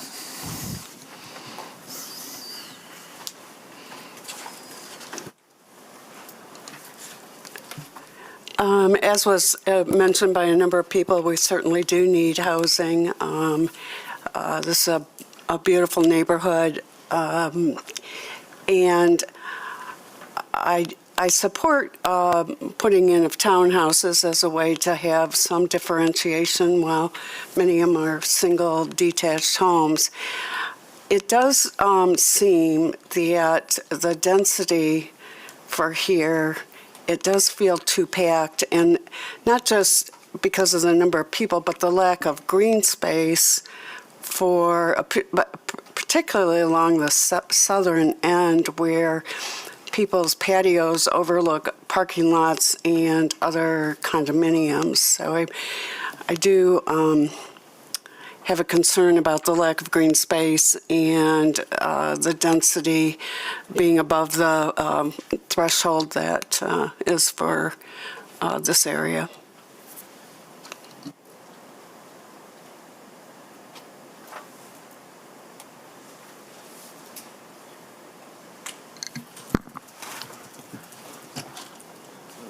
So I think there's, this one's interesting. I appreciate the fact that there's still similar sized lots to the rest of the community along Ball. I think we've run into similar developments in the past. I think one of them was on or near Bristol a year or so ago. And so I think even though this is a public street, the reality is that there probably aren't going to be very many people that go down it that aren't part of this community specifically. So I appreciate that move, and I appreciate maintaining Ball the way that it is. I'm not directly concerned with the amount of density shown. I think it seems like I go back and forth on all of the parking areas and the way that the site's arranged. It seems like there's a lot of parking on site. And it sounds like planning on parking, there's going to be street parking too, which is another, I don't even know, probably 40 plus spaces we probably haven't seen numbers for. Or probably even more than that, actually. But, so in general, I'm okay with the density. I'm still trying to work through how I feel about how the southern half of the site is arranged and organized. I don't know if it's, I think it's a relevant concern. So all of the houses in the neighborhood are, as was said earlier, there's a lot of ranch houses, and their finished floor is set at grade.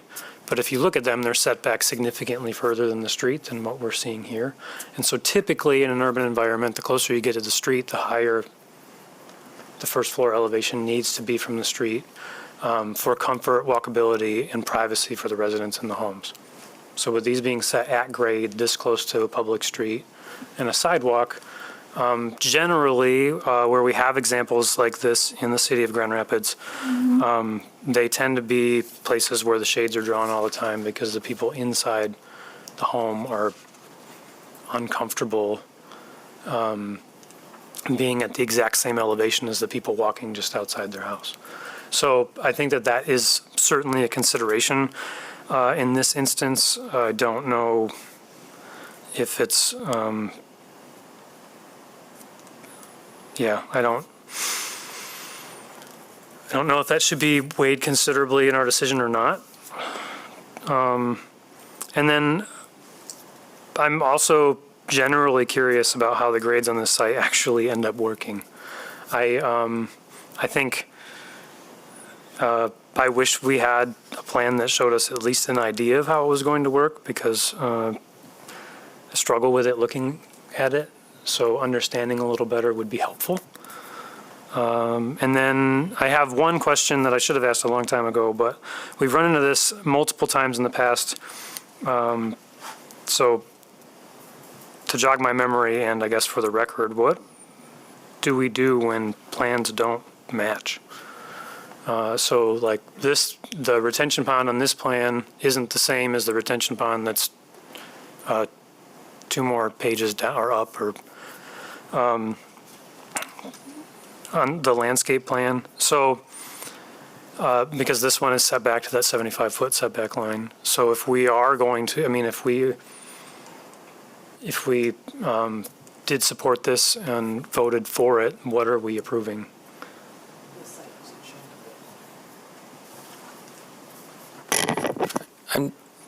I think this shows the 75-foot setback, but the other plan just showed the red line. Maybe, I guess it is a little different.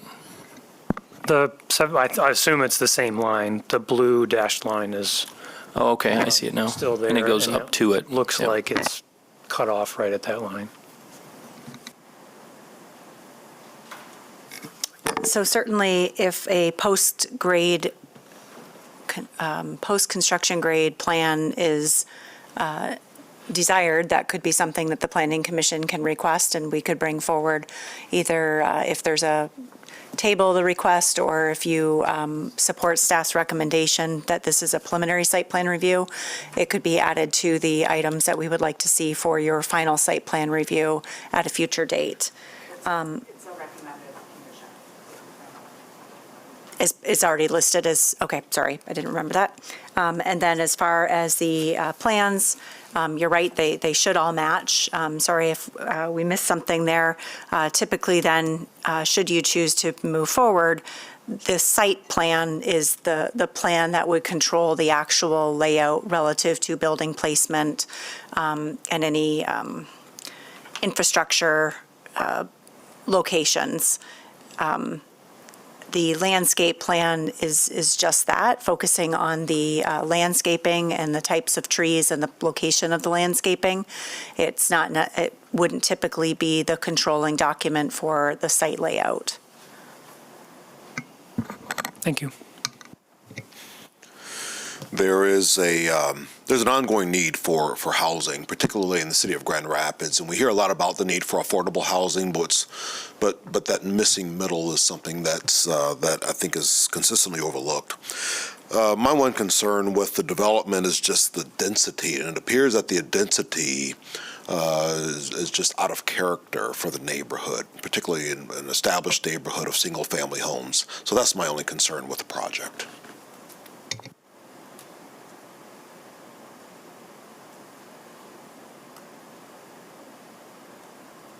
It feels that there are multiple concessions or being proposed here. Even the road itself is only 60 when it's supposed to be 66 feet. So that's going to, I think, have an impact on any parking along both sides of that street, even if I'm one. And as I said before, it just doesn't feel like you've got the kind of green space when you have the townhouses that are close together, and I'm supportive of that. And back to, I've seen other, particularly out east, there are subdivisions that have both single-family and townhouses intermingled because of different lifestyles, and yet they're able to accommodate green space and things like that. But one of the speakers talked about the ability of garbage trucks, fire trucks, other things to get through here. And particularly on that south side, it just feels that it's very tight in there between the condos and the parking and the garbage receptacles that make maneuvering back there, and that if that street were widened, setbacks, again, another thing that's not as deep as it should be. Yes, that's going to be some fewer housing units, but I think overall will create a more livable space that then is an asset to the neighborhood and adds a dimension to the Ball Street kind of built up single-family home that doesn't deter from it, but it adds to it. But it just feels like there's way too little green space for the inhabitants of this, and if there is, it's down at the end of a long driveway or street.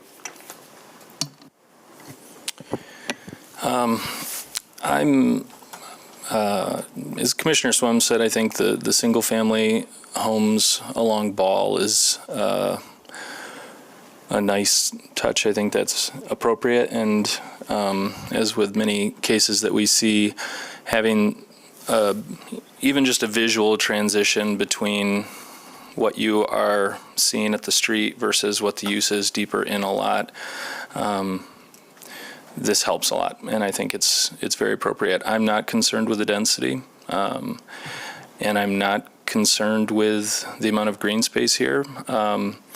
They're meeting the standards, as Elizabeth pointed out with the different calculation, and it's immediately adjacent to a lot of green space. And I think it's okay to build density where there is green space relief in adjacent, areas. This is there's a park that will serve the residents of this new neighborhood, as well as already serves the residents of the neighboring streets. In terms of parking, I think the fact that city staff didn't require the parking study because of kind of the experience that they've seen with similar developments, and per the testimony of the applicant, I'm comfortable with what they've pitched here. I agree that while it might seem like a lot, considering that there's not available parking elsewhere, if there was some need for it, I think it's more appropriate to keep it on site in on this new street than have it try to leak somewhere else.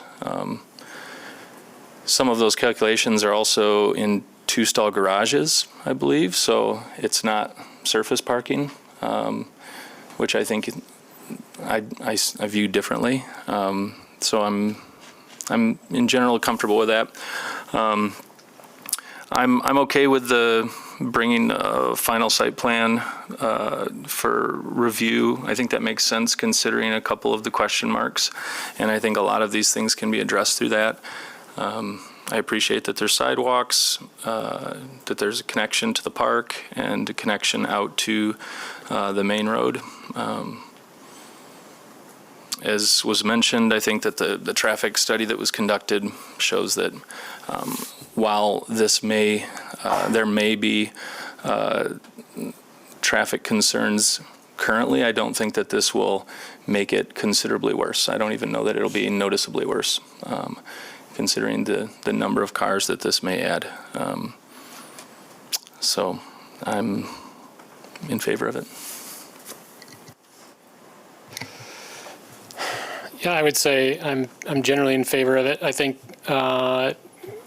density is somewhat a concern, but I think I would echo the previous comments around being against a park. I mean, this is core city area. It's currently an area that's slightly underdeveloped, but that's going to change over time. And so, putting in a public road of this nature with single-family homes is just not, it would not be affordable. You would have, $600,000 plus homes in here. The lots would be $125,000, $150,000 a piece just to put it in the ground. So I think this type of development does make sense here.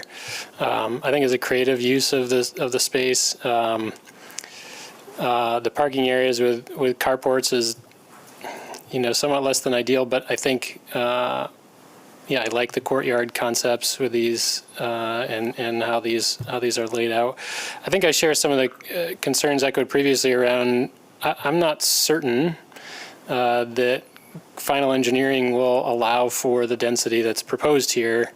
Particularly, saving some of the trees. There's some pretty significant relief along the north property line, 20 or so feet over 2 sets of 4-unit buildings, and with trees being proposed to be saved all along the drive there. And I without significant retaining walls, I'm not going to design it, but it does feel like coming back to show and demonstrate some of the possibilities that are reflected here would be helpful, and so I would like to see that. Christian, in my time on the Planning Commission, I haven't had this very often where we have a preliminary site plan approval that comes back for final. So could you help me understand a little bit, like what are we approving in a preliminary sense then? If we're approving this now, and I guess I'm not suggesting that we would table, but if we were to table to come back later with just simply more detail, what would be the difference between those two processes? Yep. So right now, what you'd be conveying is that the general layout is appropriate and that the use and density are appropriate. And so you're looking at it more as a conceptual plan. What that does is then signal to the developer that you're generally comfortable with it, but because we know, or at least in this case, the detailed engineering plans seem likely that they will affect the layout based on our subject matter experts in stormwater and traffic. And so we believe that when this plan is further developed from an engineering perspective, that there's going to be more impact than what we're seeing today. And so we want to make sure that we understand that the changes that are going to result from more detailed engineering are still, is still a layout and a concept that the Planning Commission finds to be appropriate for this particular location. And so it fortunately isn't usual that we have final site plan come back to Planning Commission. Typically, we have city staff that is able to work through that. But again, in this particular case, there's enough, I think question marks was a good term, from various departments in the city to say, I'm not sure that this plan is constructible the way it's presented. Now, I realize the developers team may not agree with that assessment, but internally, we do not believe that this is going to look exactly the same. And so therefore, this gives the confidence to the developer that we're generally okay with the project, so keep engineering it, but it's in our best interest to understand what the end result of that would be for you to make that final determination.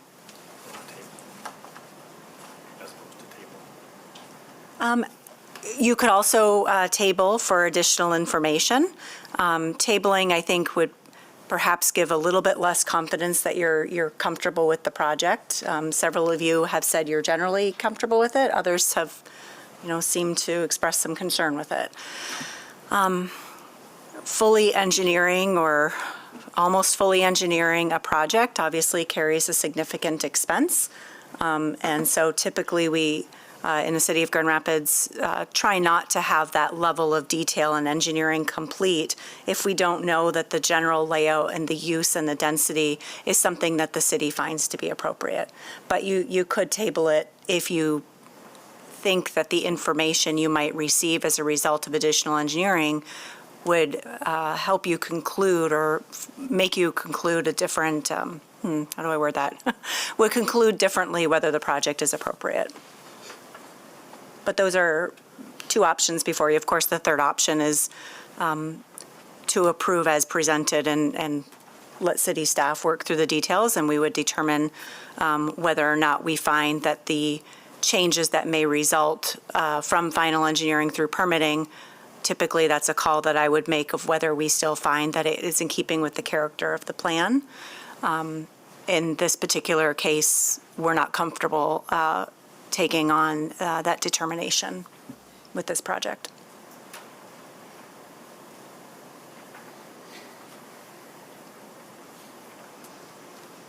I haven't heard a lot about the fact that this is a cul-de-sac street in a mid-century neighborhood. Typically, we look for having that connectivity up through into other streets. So I haven't heard a lot of comment on that. So I don't know if planning commissioners have some thoughts there. I did think about that, and I think it's a challenging site, right? And I don't think we can ask them to provide a connection to a site that's not currently under their control. However, the site layout is such that that cul-de-sac could turn into a 90-degree left-hand turn into the church property at some point. So I think barring that, or barring leaving, removing a 4-unit building on the north side to leave access, which I don't know feels like a fair ask. I mean, from the notes, I understand there's been some conversation from the applicant and the church about that. And certainly the way that church has currently parceled off their land, it seems apparent that they intend for it to be, or they expect for it to be sold for development at some point. But yeah, it's hard I don't know how we manage a narrow piece of land like this with that connectivity comment. So I guess I'm open to suggestions on that.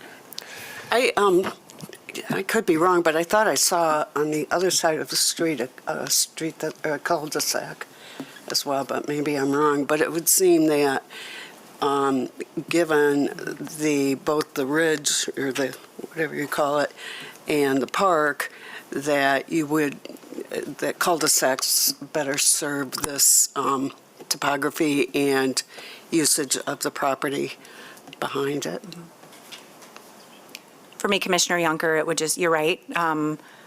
They control what they control, and they don't control the property to the north to be able to expand the development and eliminate or resolve the cul-de-sac configuration. So that fact, as it sits today, is just something that you need to determine of whether a cul-de-sac street configuration and development is appropriate, or perhaps if it's not appropriate, then a project would need to wait until either additional land has been acquired or there's a configuration site layout where a cul-de-sac or a different site layout could eliminate that cul-de-sac. And I believe that the way that they can sort of do this as a long cul-de-sac is that they are providing fire suppression in every home, correct? So yes, that would be part of the requirement because of the length of the street.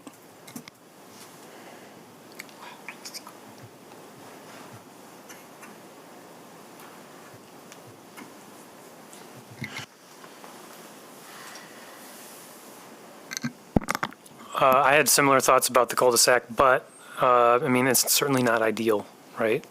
But the site configuration is what it is, and so, and I am okay with the density and the idea of a development like this here, so I think I need to also be considerate of the fact that the site constraints are what they are. I agree with Commissioner Yonker in that it looks like in the event that you were able to procure more property, you might be able to do something about that, the way that it's currently designed. And then, since my mic's on, I think the idea that, like being okay with it in concept and then reviewing it in more detail once it's been further engineered is something I can get behind. Is that a motion? Is that a motion? I'll note that the draft motion that has been prepared for you today does consider a preliminary site plan recommendation. And then there's a number of conditions that have been drafted that specify what additional documentation city staff found to be appropriate to come back before you.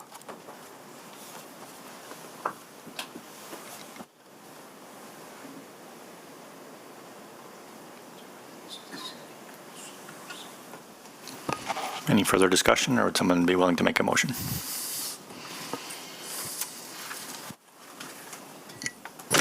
I can make a motion. Now therefore be it resolved that the Planning Commission approves the special land use and site plan request of Brave Development LLC, Brandon Visser, to construct a residential development consisting of 77 townhomes and 2 single-family home sites in the MCN LDR mid-20th century low-density residential zone district at 1644 Ball Ave Northeast for the following reasons.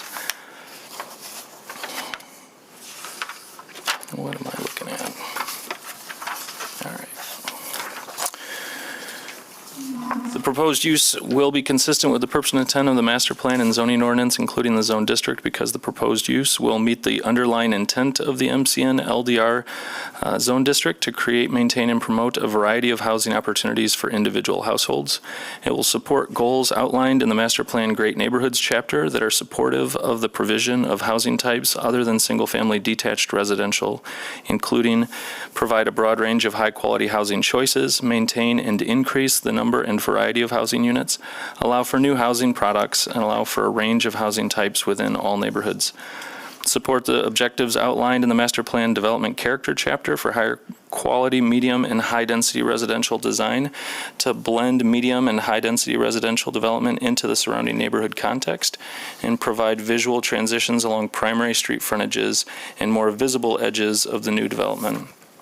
The proposed use will meet the site plan review standards of section 5.12.08.e because the residential use is at an appropriate density for the size and nature of the site.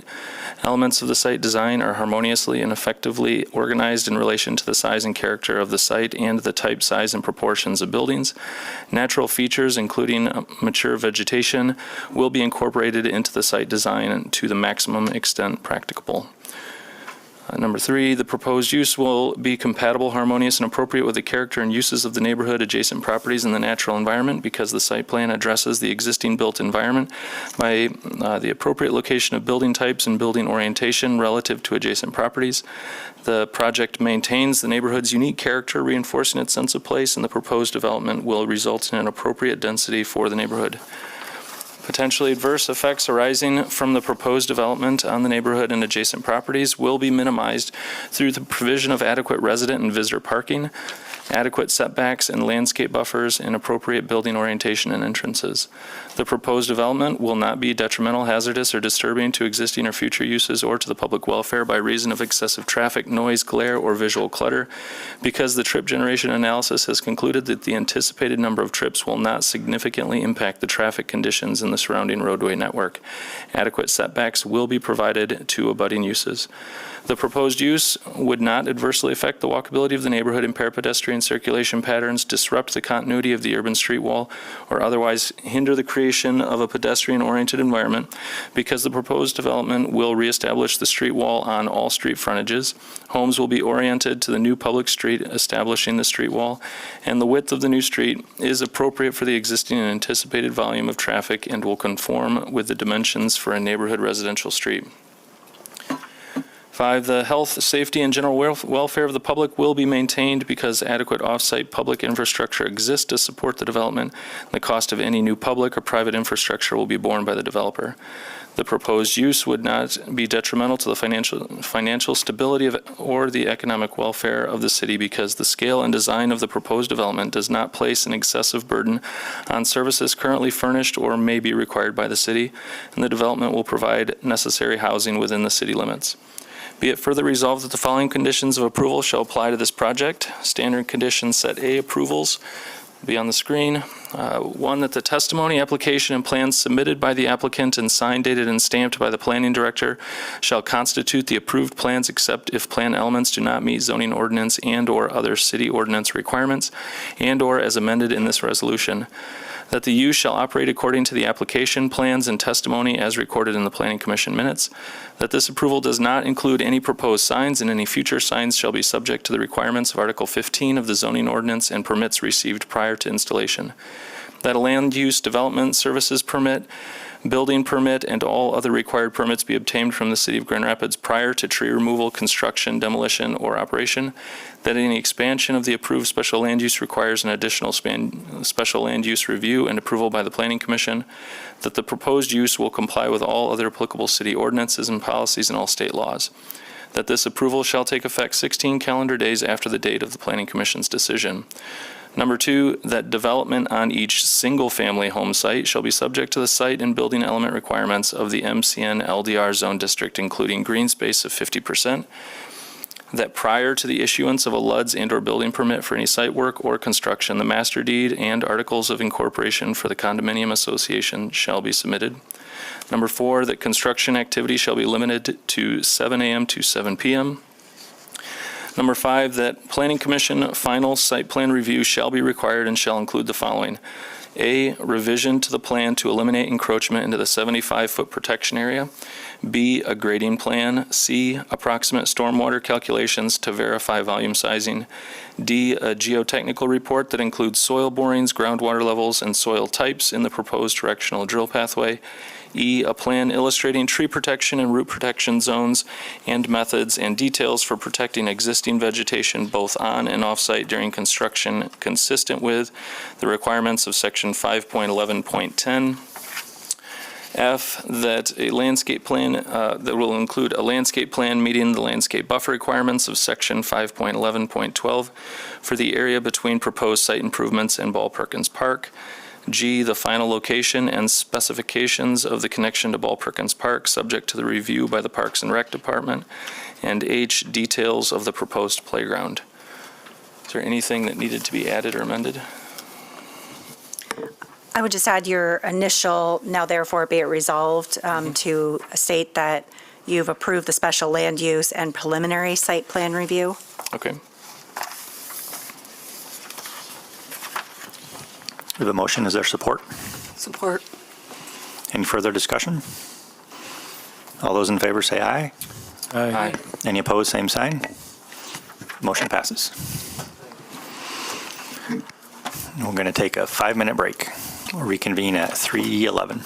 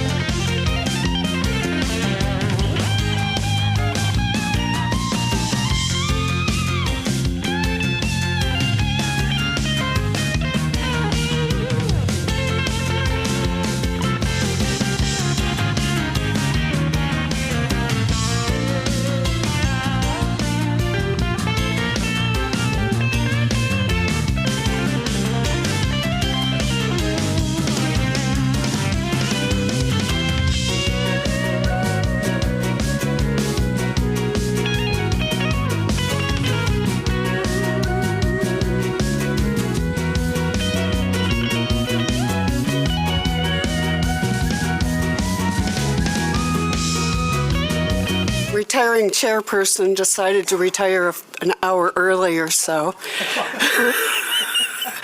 I think we have to take back that beautiful resolution.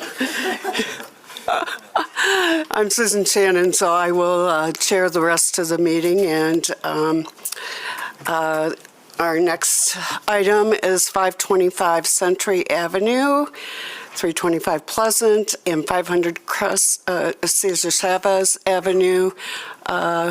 And who's here? Hi.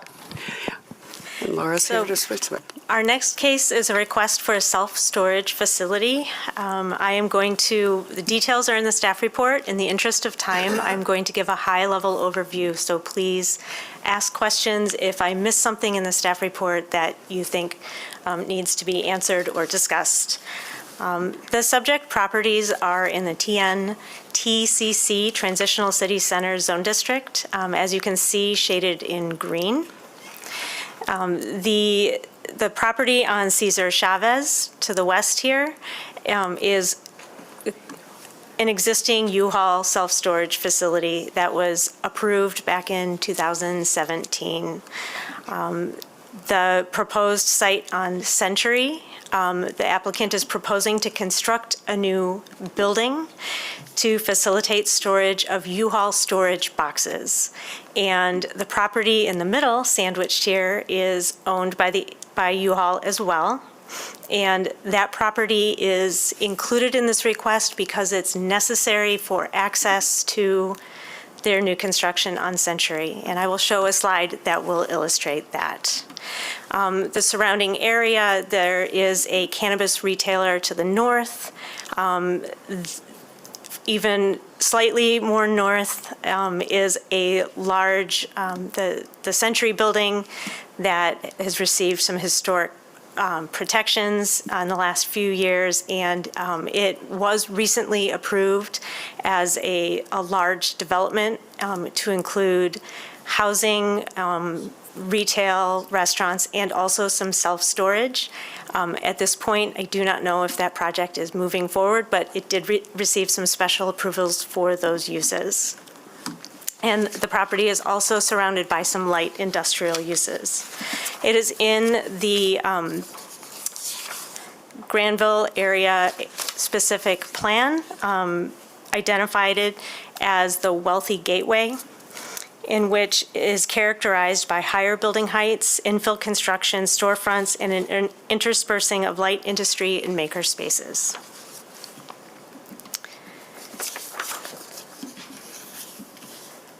Here's another overview of the three properties. As you can see, to the west on Cesar Chavez is the existing U-Haul facility.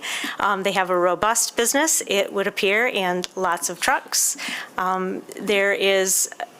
There's some parking of some U-Haul trucks on Pleasant Street, and you can see the vacant, undeveloped property at 525 Century.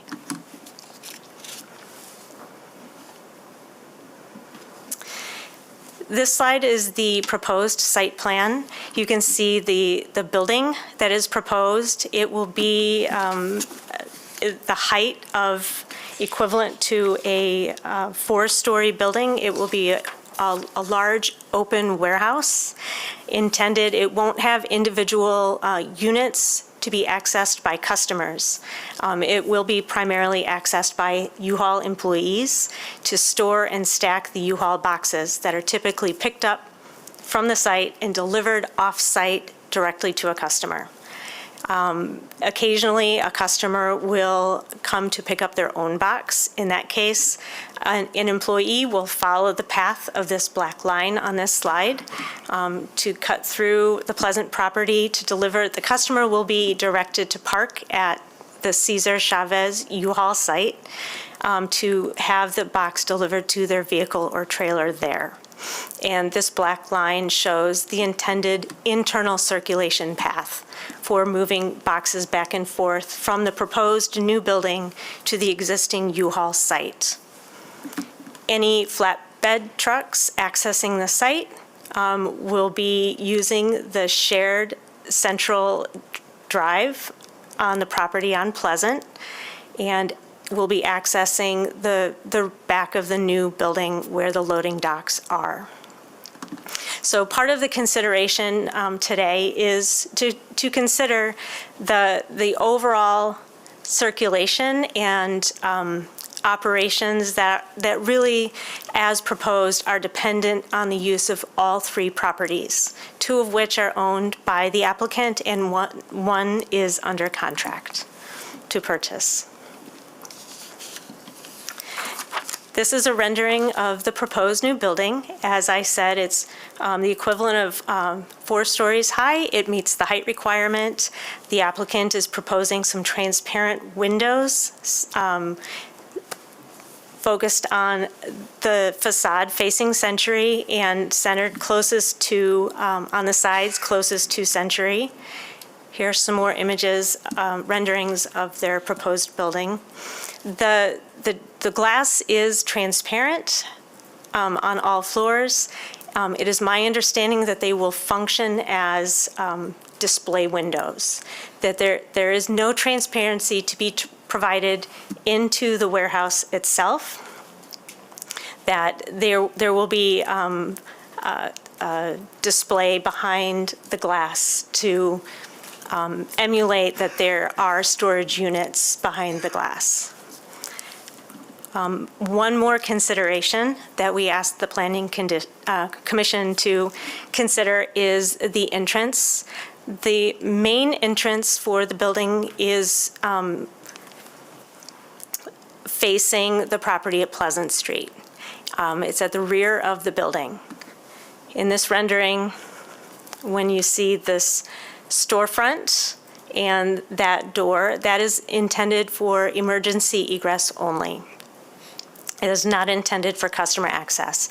As I mentioned, customers aren't necessary to interact with this building for the operations that are proposed. I will mention that although the building is functioning as a warehouse, the zoning ordinance definition of warehouse specifically excludes storage of these types of portable self-storage boxes. That's why this is being considered a self-storage facility, even though customers do not go in and out of the site as a typical self-storage would.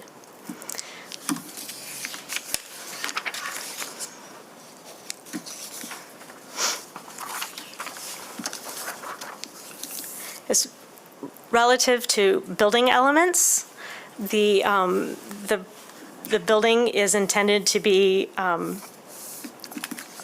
materials. The building will be clad in precast concrete paneling. There is 24-gauge metal horizontal lap siding accents that you can see on this slide. The accents are this horizontal siding centered towards the corner of the building here, and the metal siding as a secondary material is a special land use.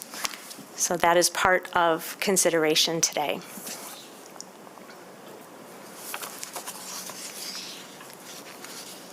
Relative to transparency, the Planning Commission may grant a waiver of the transparency if it's demonstrated that the transparency would be significantly detrimental to the operations within the building. And there are mitigating measures taken to include additional architectural elements on the outside of the building. You'll see in this rendering that there are overhead doors. The applicant can confirm. It is my understanding that those are false doors, that there is no access from the exterior of this building except from the rear, next to the loading docks. The inside of the building will not have any amenities for the employees. There's no office. The restroom is on the outside of the building, or accessed from the outside, and the employees will travel to the Cesar Chavez site when they need to take a break or use the office. Relative to parking, the applicant also owns the property, this property on the south side of Pleasant Street. That's at 340 Pleasant. This property has 34 parking spaces, and that is where employees will be directed to park. As mentioned earlier, any customers visiting the site will be directed to use the existing parking at Cesar Chavez. I will go back to this plan is the approved site plan for the Cesar Chavez U-Haul site. They proposed 15% green space, and 15% green space was required. You can see here on the east, along the east property line, there's a 5-foot green space buffer. That is intended to be utilized to provide internal access between the properties. This is a change in the approved site plan that should be considered as part of the overall proposal of this plan. And with the removal of that green space that was required, 500 Cesar Chavez no longer meets the green space requirement. So we ask that the Planning Commission consider any measures that might be taken so that the property can be brought back up to meet their green space requirement. That's an overview in a nutshell. Does the Planning Commission have any questions for me? Laura, can you please confirm that this is a single-story building, and inside the building, floor to ceiling, is a 4-story height because the mechanical systems stack the pods on top of each other, correct? Correct. It's a 1-story building. The overall height is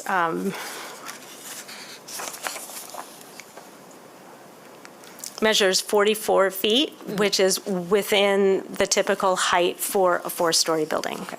But the exterior has architectural elements that are intended to convey a multi-floor building. However, you had mentioned that those windows on what appears to be the second and third floor are display windows, and the ground floor articulation are the faux overhead doors, in that there's nothing behind them to actually open and go into. Correct. Okay. And the storefront and the door that you see facing Century, those are display windows as well. And the door is for emergency egress only. Okay, so a customer couldn't enter in, or an employee couldn't enter into that door, rather egress out? Correct.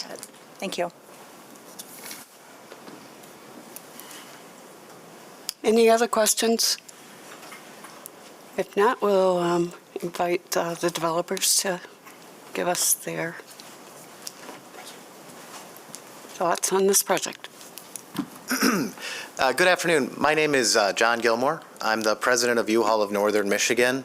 So I oversee all operations for U-Haul, basically from Grand Rapids north.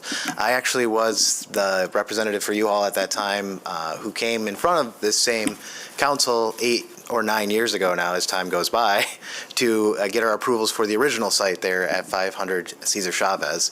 So we are very excited about this project. It's kind of been a long time coming. When we purchased this property originally at Cesar Chavez, we knew there was demand and need in the area for our services. We didn't know the scope of it entirely at that moment, and subsequent to opening that facility, as you know, some of the pictures she demonstrated there, it has serviced tens of thousands of residents of Grand Rapids very successfully in helping to facilitate the growth of the area, services that are needed in a growing community as Grand Rapids is. I'm a longtime resident myself. I've been here in town for 40 years now myself, so I'm very familiar with how the town has grown and expanded and coming. I've been with U-Haul almost 20 years now myself. I know the services that we offer and the benefit that we bring to a community. This facility here, we've worked intimately for the last almost decade with the neighborhood there, the Roosevelt Park neighborhood. Our manager is a resident of Roosevelt Park. We've tried to do everything we can to be an upstanding neighbor, and we've rarely had any complaints that we haven't been able to facilitate very quickly with the neighborhood and help local law enforcement in their attempting to kind of clean up some of the problems that are located in this particular district, and in particular across the street from us. So we've worked intimately with them. This particular proposal is a culmination of our expansion, needed products for the neighborhood, needed products for downtown.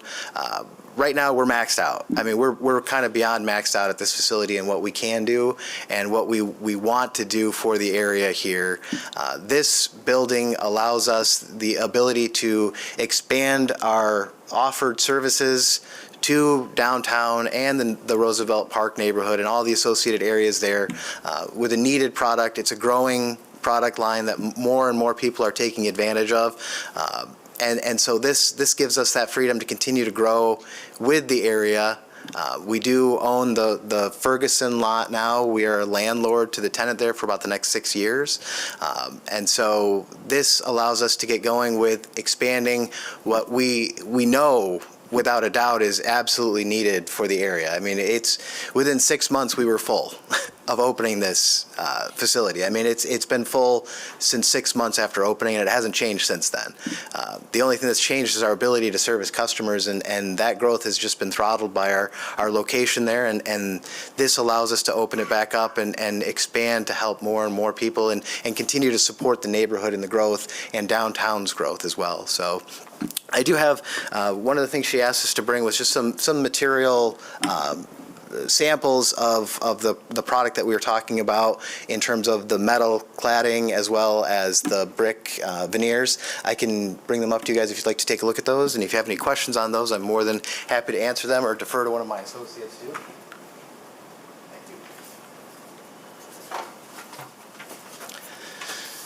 So again, I'm proud to be a member of the community here, longtime member of the community. I'm proud to be a member of the Roosevelt Park Neighborhood Association as well as the Business Association there. We've done great things, and we look forward to continue doing great things with the neighborhood and continuing to facilitate growth in the area. Anything you want to add? Okay. Thank you. Any questions, Commissioners? Can you explain or elaborate on why transparency is bad? Like, what's the problem? In terms of the transparent windows? Yeah. I mean, we have no qualms with transparent windows.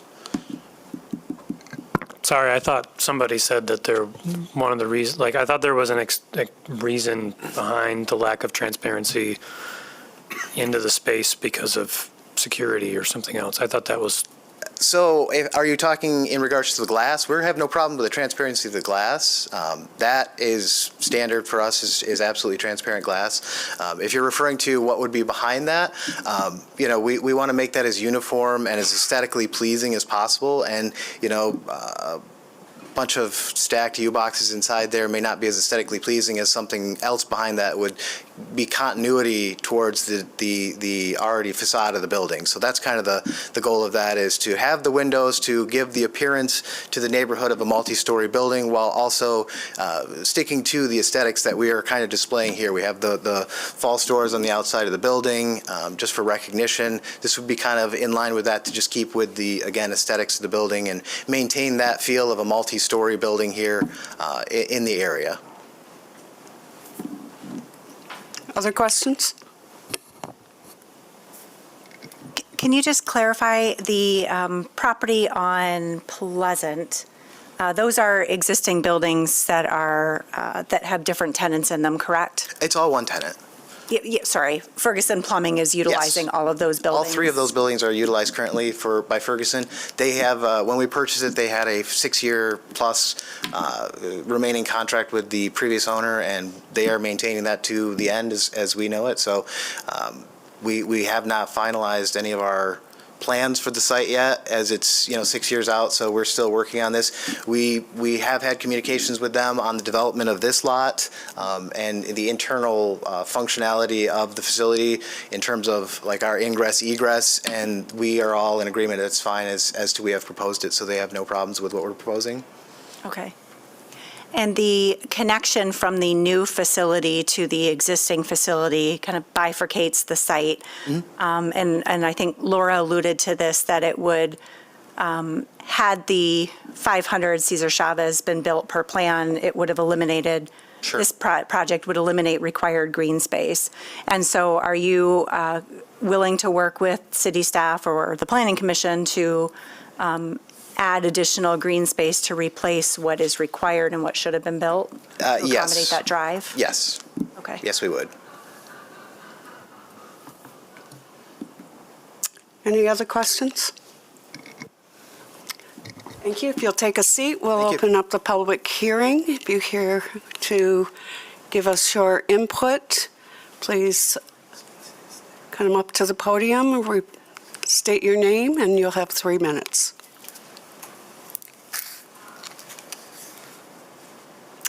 Seeing no interest in doing that, I will close the public hearing and open it up to discussion of the Planning Commission.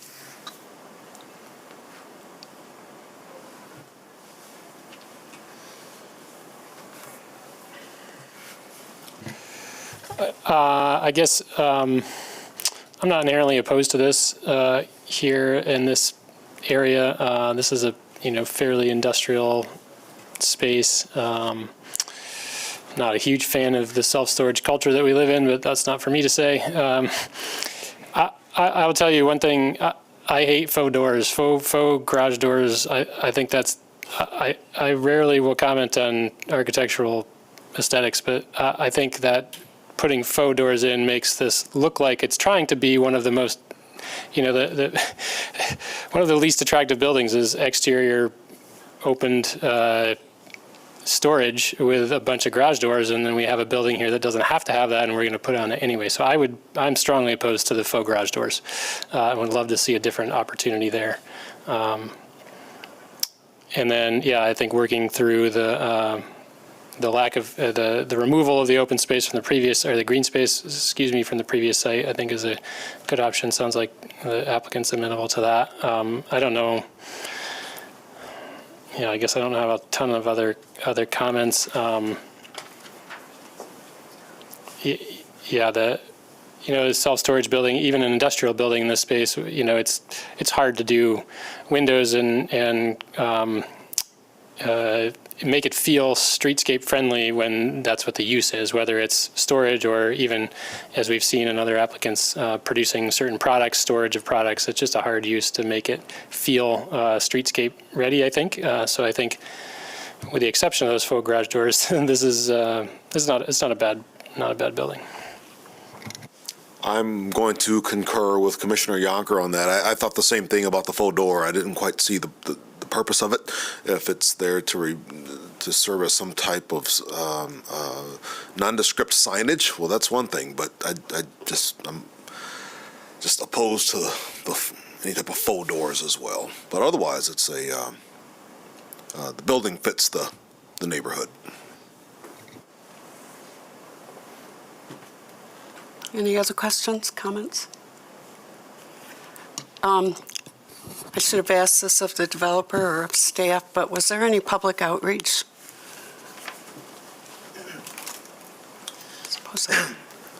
So we've been working with the city for probably close to a year on this now, and I have met numerous times with the Roosevelt Park Neighborhood Association as well as the Roosevelt Park Business Association on this as well. So yes, we have had some outreach on this for sure.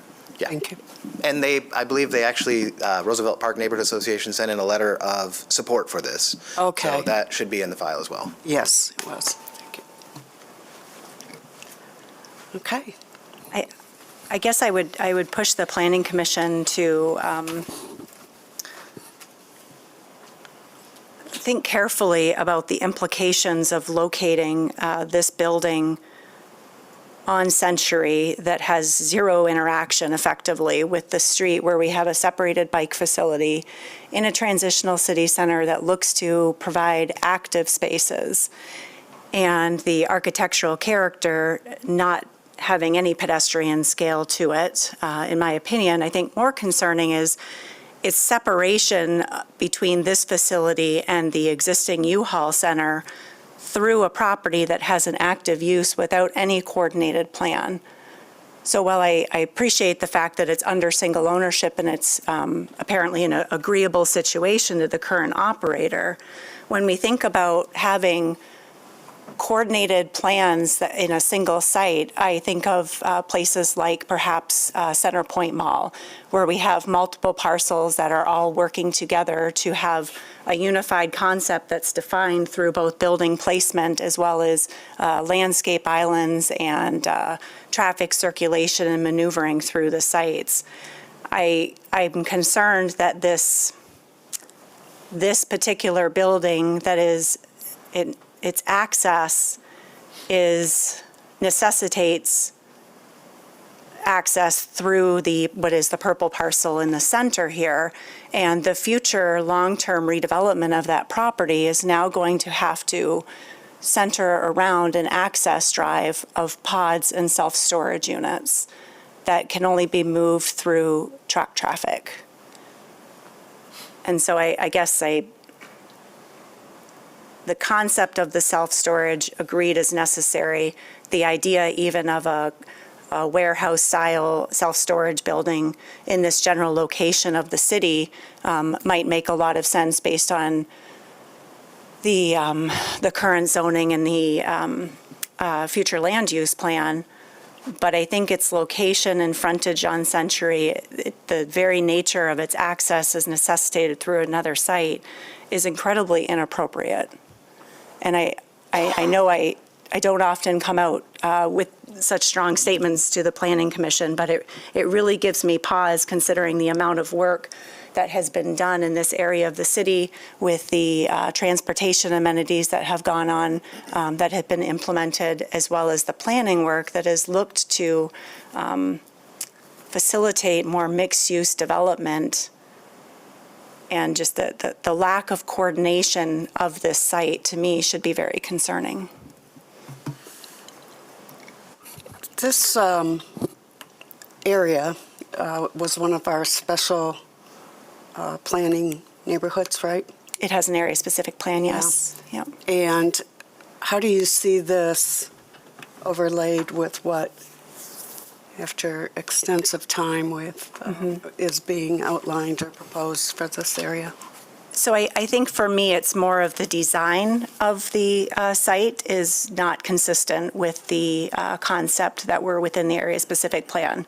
Now, that's my opinion. It sounds like through the conversations with the neighborhood association that they have arrived at a different conclusion.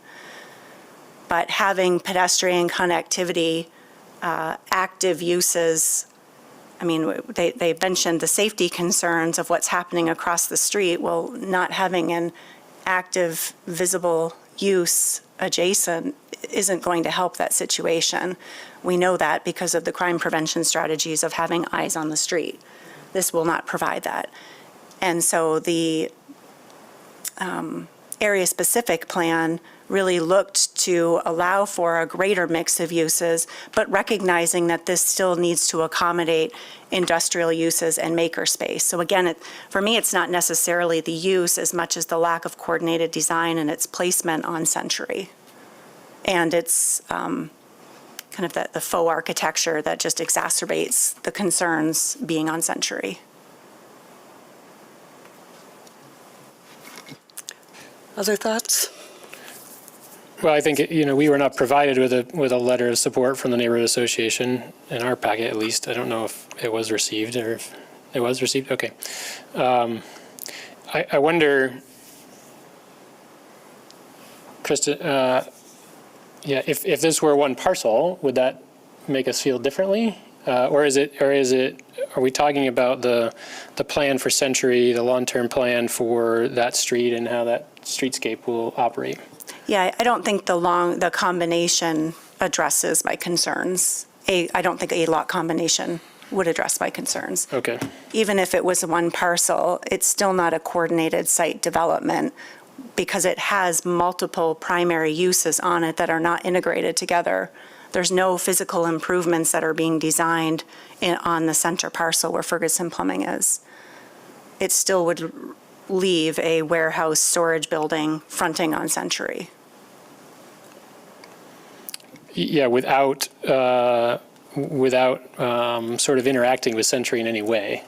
Is that a key Correct. component of your criticism here? Yes. Yeah.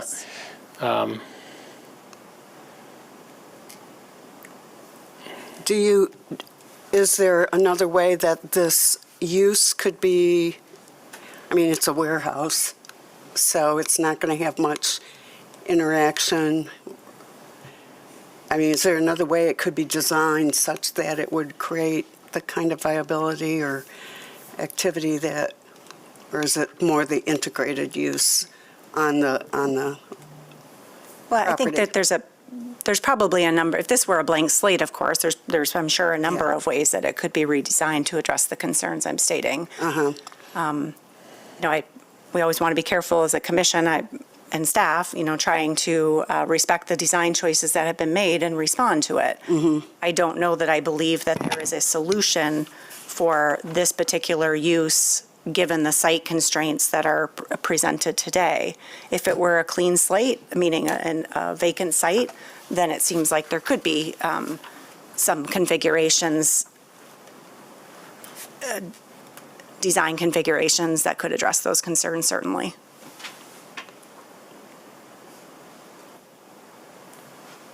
Am I able to speak at all again? Can I let him speak? Yep. Yes, come ahead. Thank you. So in regards to some of Kristen's comments here, so this particular parcel is a little less than 0.7 acres. It is of a dimension that is difficult. It is located directly adjacent to railroad tracks and 131. I mean, this is, to its north is a marijuana shop. I mean, not to say I'm sure that was voted on by this council as well, but we're introducing a aesthetically pleasing building to what is an area that is a little more industrial. We believe that we are speaking to the spirit of bringing a different feel to this corridor. However, it remains very industrial, and that may never change. I mean, that could change 50 years from now. It may never change. So that, to me, we are speaking to the letter of what the greater plan has been.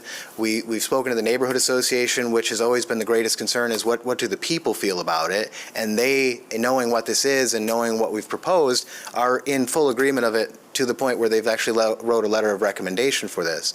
We've been an excellent neighbor with the neighborhood association, with the people in the neighborhood. We support the neighborhood. We want what's best for the neighborhood.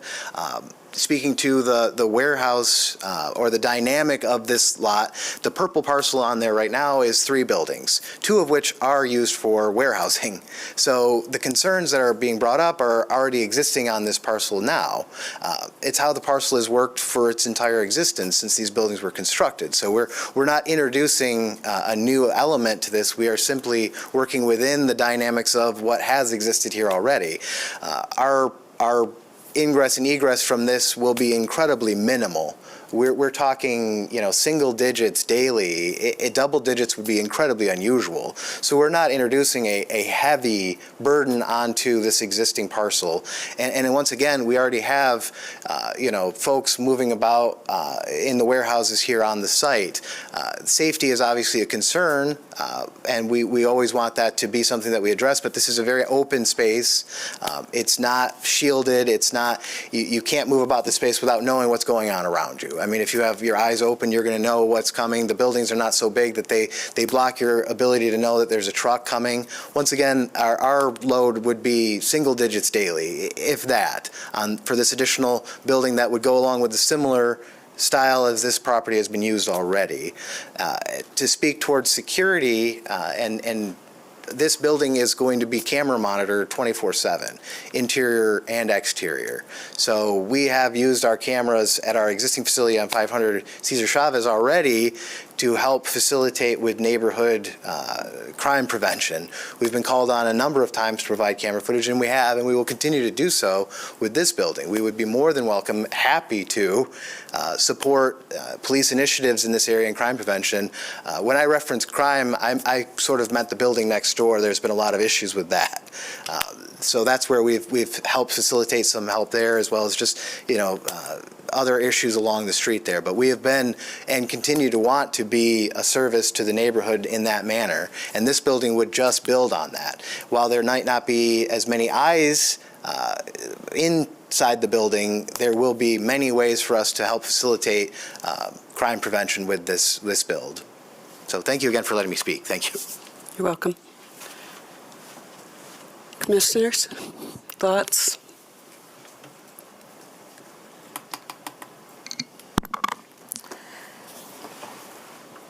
So I generally hate talking about design, but we were told it was aesthetically pleasing multiple times. We have fake windows with showing us fake space. We have fake doors. We have fake floors. This is a fake, it's not, this building isn't, it's not representative of what it is, and I think a simple box would be better than what was presented. So aesthetically pleasing is, it's subjective. So you might think it is, others might not, doesn't. So I'm struggling a little bit with, I understand. So in the past, if you wanted, as a reference, if you wanted to do a multifamily project, you couldn't have residential on the first floor, so you had to provide retail or some other active use, and people figured it out. So this to me, there's a number of items in the zoning ordinance that just flat out doesn't meet. The transparency is to nothing. So I appreciate the fact that we love clear windows and they're good, but there's nothing behind them. There's no active use. There's nobody back there. So at that point, is there any value to them? Is the first place that I go. Is a building even better with them just because it said so in the zoning ordinance. I don't know if that's true. So I do start to question, like, is there an instance where this ends up having to be a mixed-use building in order to be an active participant in the urban environment while also providing the services that they're trying to provide there? It's certainly been necessary in other development projects in the city for a very long time. So I do think it's generally possible. I don't know if the applicant is interested in it or not, but so I really do struggle with the fake everything on the building. I struggle with its relation. I mean, I understand this site is in a difficult spot for me, just because it is. I guess I wish I would have. I mean, maybe it's the wrong time of year to do it, anyways. But I wish I understood pedestrian activity in the area a little bit better. It seems, it does seem pretty industrial. So I waffle on the like creating an urban walkable space in front of this building. I mean, I generally want that everywhere, but yeah, so I guess I'm generally okay with a storage facility in this location. I'm not certain that I'm okay with pretending that it meets the zoning ordinance when it doesn't. And I think there are probably ways to meet more of the zoning ordinance and still accomplish the goals.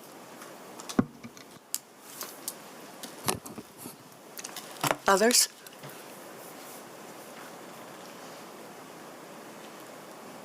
I think it is an industrial zone, and storage units aren't the highest and best use, even in industrial. Doesn't provide a lot of employment opportunities, but I also want to recognize the neighborhood associations' input as well. Just to clarify, Commissioner, it's transitional city center. Transitional Yeah, city. It's mixed It's not- use. It's okay. not industrial, it's mixed use, light Okay. industrial. It does allow for light industrial uses, yes. I got it. Thank you very much. I stand corrected there. I think this is a tough one.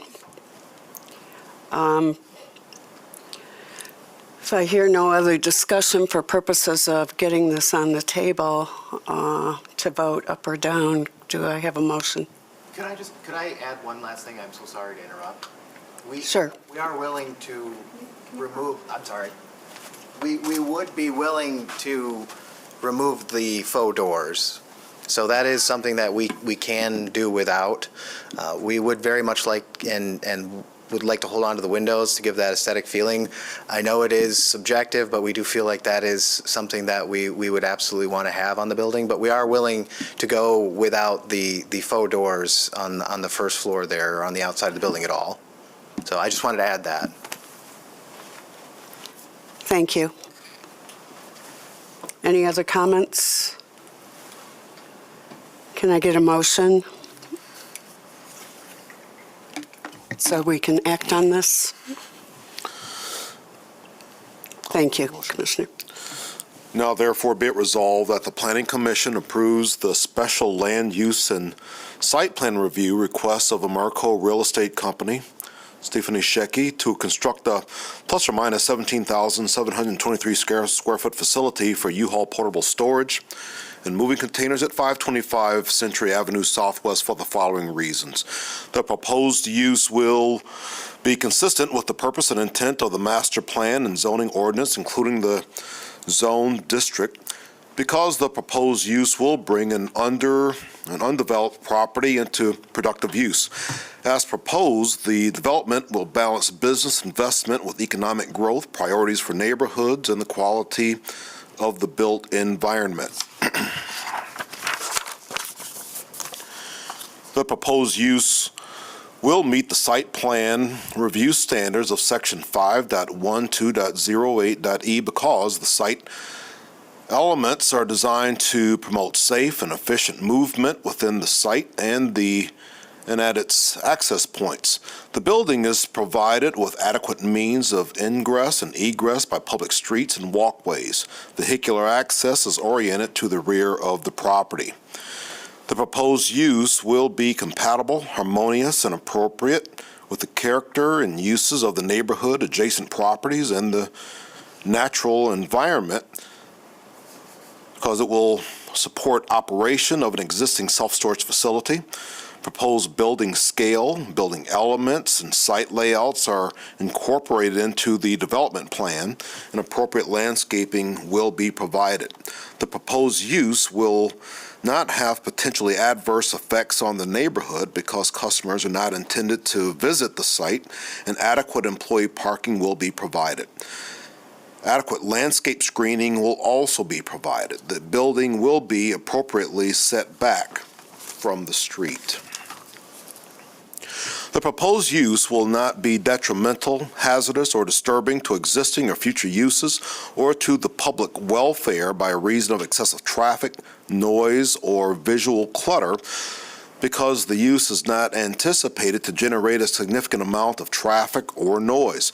Vehicular activity will occur on Century Avenue and Pleasant Street rather than Cesar E. Chavez Avenue, respecting the designated truck route for the area. The facility will not operate on a 24-hour basis. The proposed use will not adversely affect the walkability of neighborhood, impair pedestrian circulation patterns, disrupt the continuity of the urban street wall, or otherwise hinder the creation of a pedestrian-oriented environment because the new building will reestablish the street wall on Century Avenue. The proposed use will not be detrimental to the stability or economic welfare of the city because it will not provide, check that, it will provide new investment in the area and will bring an underutilized property back into productive use. The proposed use would comply with all other applicable city ordinances and policies and all applicable state laws. Be it further resolved that the following conditions of approval shall apply to this project.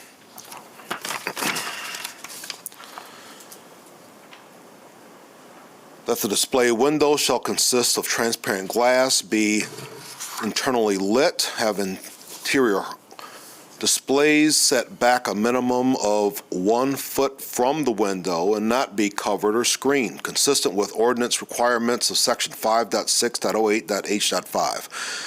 That the 24-hour gauge metal lap siding, secondary material, and decorative metal fin accents are approved as designated on the submittal material sheet dated 11/27 of 2024. That the barbed wire shall be removed from the existing chain link fence. That the building shall be placed to meet the minimum required building line of 14 feet from back to curb. That landscaping and tree canopy shall be provided to meet minimum zoning ordinance requirements of 10% to be confirmed by LUD's permitting.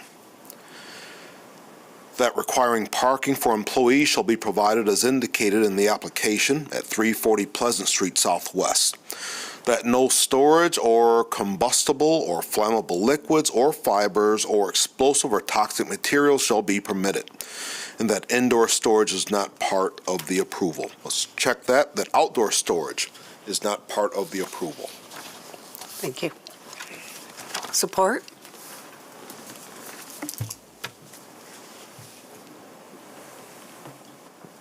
Do I have support?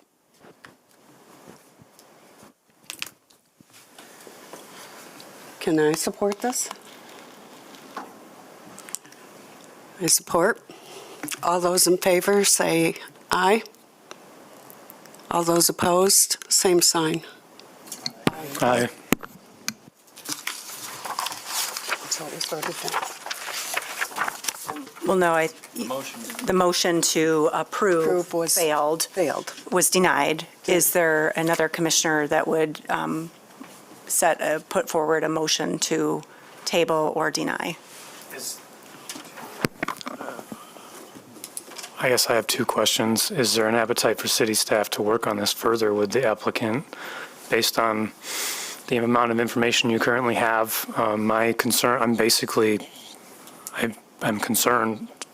I have similar concerns as you do, so, I mean, can we table it so that you can work through those issues with the applicant, or do you need additional clarity, or? I mean, of course, we're always willing to continue to work through. I'm a bit at a loss of how I would provide direction to address my particular concerns regarding the coordinated design. If the sole focus is desired for me to work or staff to work through on the architectural concerns, I think that those concerns were heard, and I guess I would also look to the applicant to see whether there's an appetite to continue to modify the plans to address the concerns.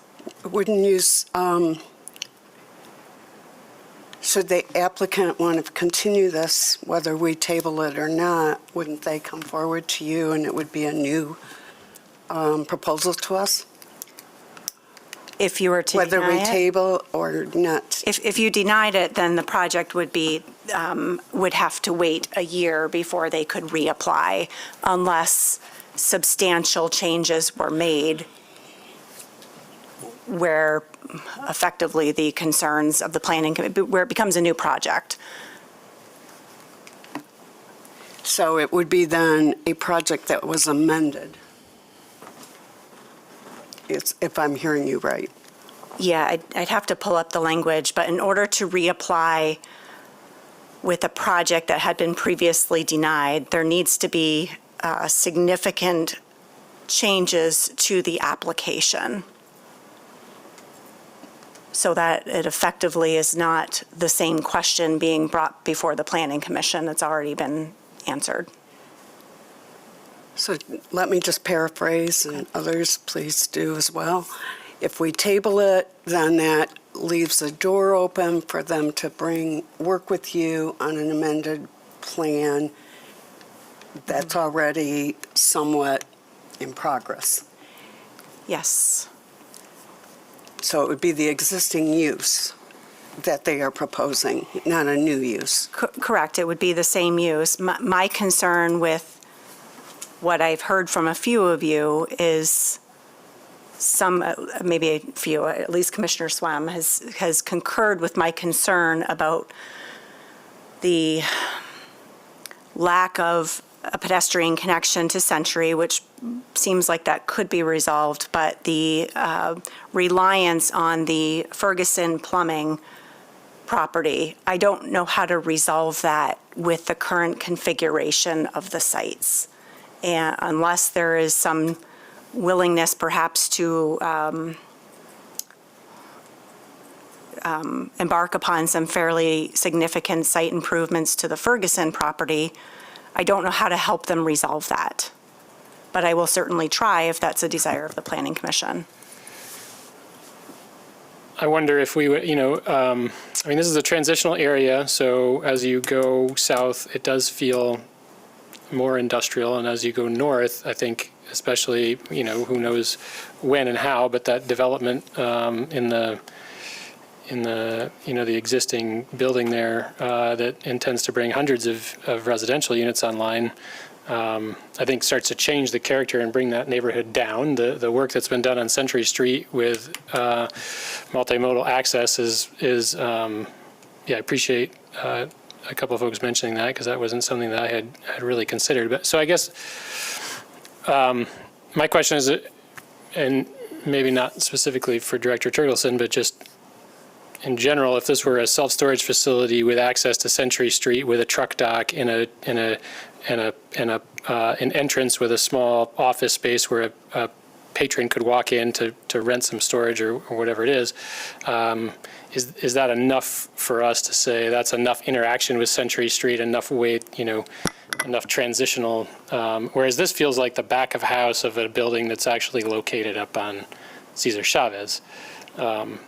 Century Street is the truck traffic street, right? Not Cesar Chavez, not Pleasant Street. So if it's going to be a truck central business, it's coming off of Century Street would seem to be the most appropriate. And I do wonder if the applicant would come back with a retail entrance on Century Street along with the trucking, the truck dock, 1 or 2 trucks a day in that space, if that would be more amenable. It would provide some activation along Century that we're not getting with this. So, would you like to make a motion to support tabling this of it and encouraging the developer to work with staff on concerns that were raised during this? We can do that. I'm trying to read John's mind.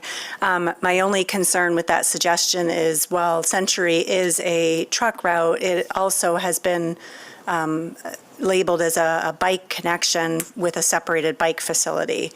So while that could be a consideration that the Planning Commission wishes us to explore, I'm not sure whether that's going to be a positive outcome based on how we've classified Century as a bike route.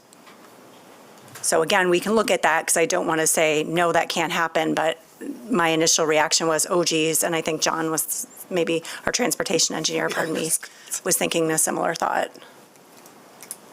But again, we can put more thought to that unless John has a stronger opinion. Okay.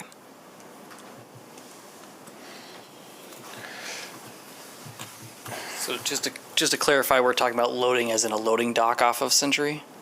The loading for the pods being off Century into the facility. I think Commissioner Yonker was trying to see if there was a solution that would flip the site design and provide greater access off Century. And he stated the loading dock for the pods would be off Century.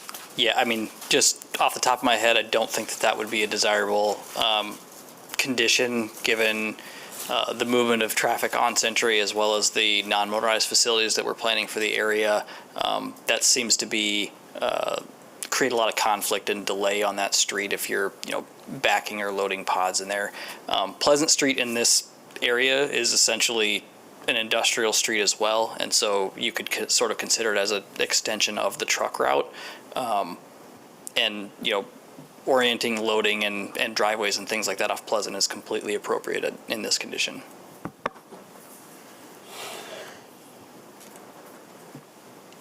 So I think we've been asked before, when tabling something, to give some guidance on why we're tabling it, what could be done, right, without being too prescriptive. And I guess what I'm asking my fellow commissioners is, there something that could be done with this site plan that would allow this to be approved at this table another time in a few months? And I'm not hearing it at this point, potentially, but then it becomes, are we really just discouraging this type of use along Century Street? And is that within our purview to do? Well, denying this application doesn't discourage the use along Century, period. It doesn't set any sort of precedent, if you will, for future decisions. You would be saying no to this use as it's currently configured and designed within the site constraints that this has. So if this were a larger site and there was different layout configurations, that maybe that would allow you to conclude differently.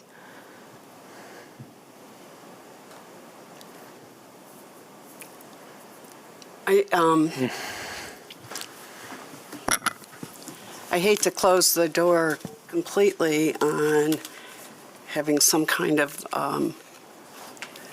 opportunity for the developer to come back and make the kinds of changes, albeit not to a different use, but the same use, but that would make it more appealing or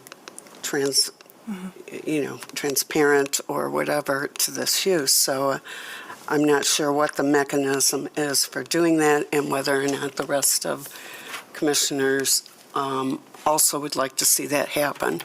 Otherwise, I think by the motion that we just made, we close the door for another year for any application to come forward, unless the new request is sufficiently different from the original request. Yes, that's so what I that the new meant. application has potential to result in a different But decision. it wouldn't be then a storage, it couldn't be a storage kind of proposal to come back to us. Mike, sorry. I think it could be the same use. It would just have to be substantially different in your discretion as director. Yeah. It doesn't Could be the foreclose same another use. use. It would have to be a project that contains parameters that are sufficiently different. Not necessarily it has to be a different use. Okay. Yeah. That's what I was going to say too. Yeah. You just Okay. want to make Is that clear to everyone? Do we have a motion then to table this proposal? Refer it to staff and the developer to continue work on and bring back, if the developer wants to, or if staff feels that it meets the different criteria that was discussed here, in the future. If you want to reword that, you are more than welcome to do. But first, I want to make sure that I have commissioners, if we're all on the same page, of wanting to table this. My feeling is that the plan needs enough rework that a denial is more appropriate to come back with significant changes to the plan. And I would be willing to make that motion. Okay, if you would make that motion, I would appreciate it. Now therefore be resolved, the Planning Commission denies the special land use and site plan review of Crest of America Real Estate Company to construct a 17,723 square foot facility for U-Haul portable storage and moving containers at 525 Century Avenue Southwest for the following reasons. The proposed use will not be consistent with the proposed purpose and intent of the master plan and zoning ordinance, including the zone district, because the use is not supported by the Granville ASP Viva La Avenida, which recommends flexible infill that promotes a wide array of housing options, incubator space, and live-work buildings in the Wealthy Gateway. And the use will not meet the objective of the master plan's strong economy chapter to encourage business development and continued economic diversification to deepen and broaden the range of jobs and pay scales available within the city. The proposed use will not meet their site plan review standards of section 5.12.08E because the building is not designed to meet the building element requirements of the TNTCC zone district. I might simplify some of these here. The site will be developed to be dependent on neighboring property for access, an impediment to normal and orderly development. The building does not have an entrance on the street in which it is located. Safe, convenient, and well-defined vehicular, bicycle, and pedestrian circulation within and to and from the site is not provided. 3A, the proposed use will not be compatible, harmonious, and appropriate with the character and uses of the neighborhood, adjacent properties, and the natural environment because the proposed use does not support the desired future character or uses for the property. Proposed building elements, such as transparency materials, are not consistent with the city's commitment to high quality and enduring character. The use is not dependent on and does not promote customer access, which is out of character for traditional neighborhood areas near the downtown. And the use and lack of customer orientation does not support a compact, walkable, mixed-use environment. 3B, the proposed use will have potentially adverse effects on the neighborhood because proposed use does not help foster desired vibrant commercial activity. The use is not an easily convertible space that will allow for changeover. The building entrance will be located at the back of the building with a false entrance at the front. 3C, the proposed use will be detrimental. Hang on. Proposed use will be detrimental, hazardous, or disturbing to existing or future uses to public welfare by reasons of excessive traffic. I don't think so. Now I'm going to strike 3C. 3D, the proposed use will adversely affect the walkability of the neighborhood, impair pedestrian circulation patterns, disrupt the continuity of the urban street wall, or otherwise hinder the creation of a pedestrian-oriented environment because the proposed use is not intended for and provides no means of direct customer access. And I'm going to pull down the previous bullet. The proposed lack of transparency and false storefront entrance fronting Century Avenue will create confusion for customers looking for a point of entry.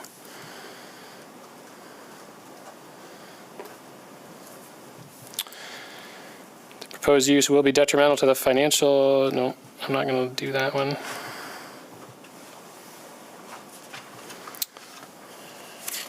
I'm leaving out 5B and 5C. So that is all. Support. All those in favor say aye. Aye. Aye. Aye. Opposed, same sign. Proposal denied. Thank you. We will move on to 1200 Wealthy. Oh, here you go. Thank you.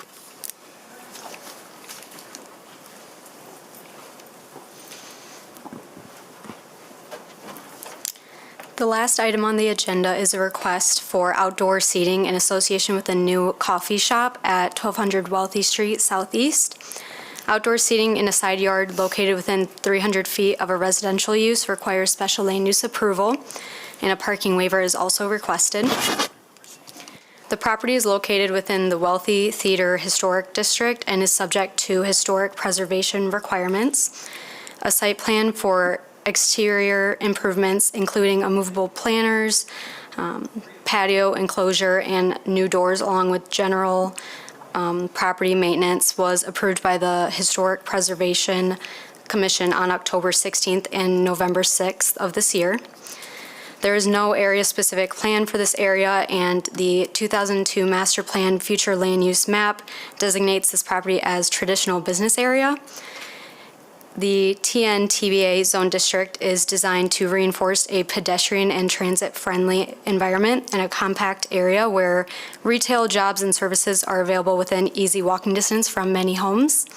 Chapter 4, Vital Business Districts of the Master Plan recommends a variety of commercial uses, including retail, entertainment, service, and office, developed at a variety of scales. The surrounding land uses for this property include TN-TBA to the north with a vacant lot, additionally TN-TBA to the west with mixed-use commercial, and then the east and south are both in the TN-LDR zone districts with medium to low density residential uses. The just over 11,000 square feet property is located at the southeast corner of the intersection of Wealthy Street Southeast and Fuller Avenue Southeast. The property is improved with a single-story building that is just under 2,000 square feet. It was originally a vehicle fueling and service station, and most recently a Little Caesars Pizza restaurant. There are 8 parking spaces currently on site, situated between the front and behind the building, with 2 curb cuts providing access to the property, with one shown here off of Wealthy Street and another off of Fuller Avenue. There's a concrete block commercial trash enclosure to the southeastern corner of the property shown in this image here. A 6-foot-high wood privacy fence runs along the east and south property lines, and it drops down to a 3-foot-high fence closer to Fuller Avenue there. A decorative wrought iron fencing is located along the north and west property lines shown in this image as well. A majority of the site is improved with an impervious surface, and there's an established landscape area in the northwestern corner of the property shown in this image here and a little bit there too.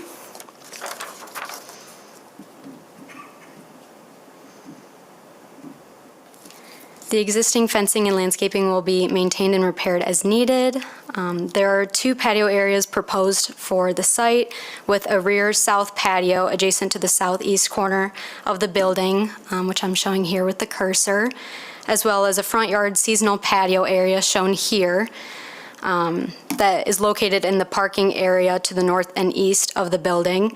A freestanding canopy enclosure will be installed over the south patio. The southernmost asphalt parking area will be removed and replaced. The parking lot will be restriped to include 2 new parking spaces on the existing paved drive aisle located in the front yard between the building and Fuller Avenue, shown here. These 2 new parking spaces will eliminate the internal drive aisle that is currently provided a vehicle connection between the north and south parking areas. And although the addition of the parking spaces in the front yard in the TN-TBA zone district is prohibited, because this property was developed as a gas and service station, the front yard parking has been an aspect of the site layout since inception and may continue.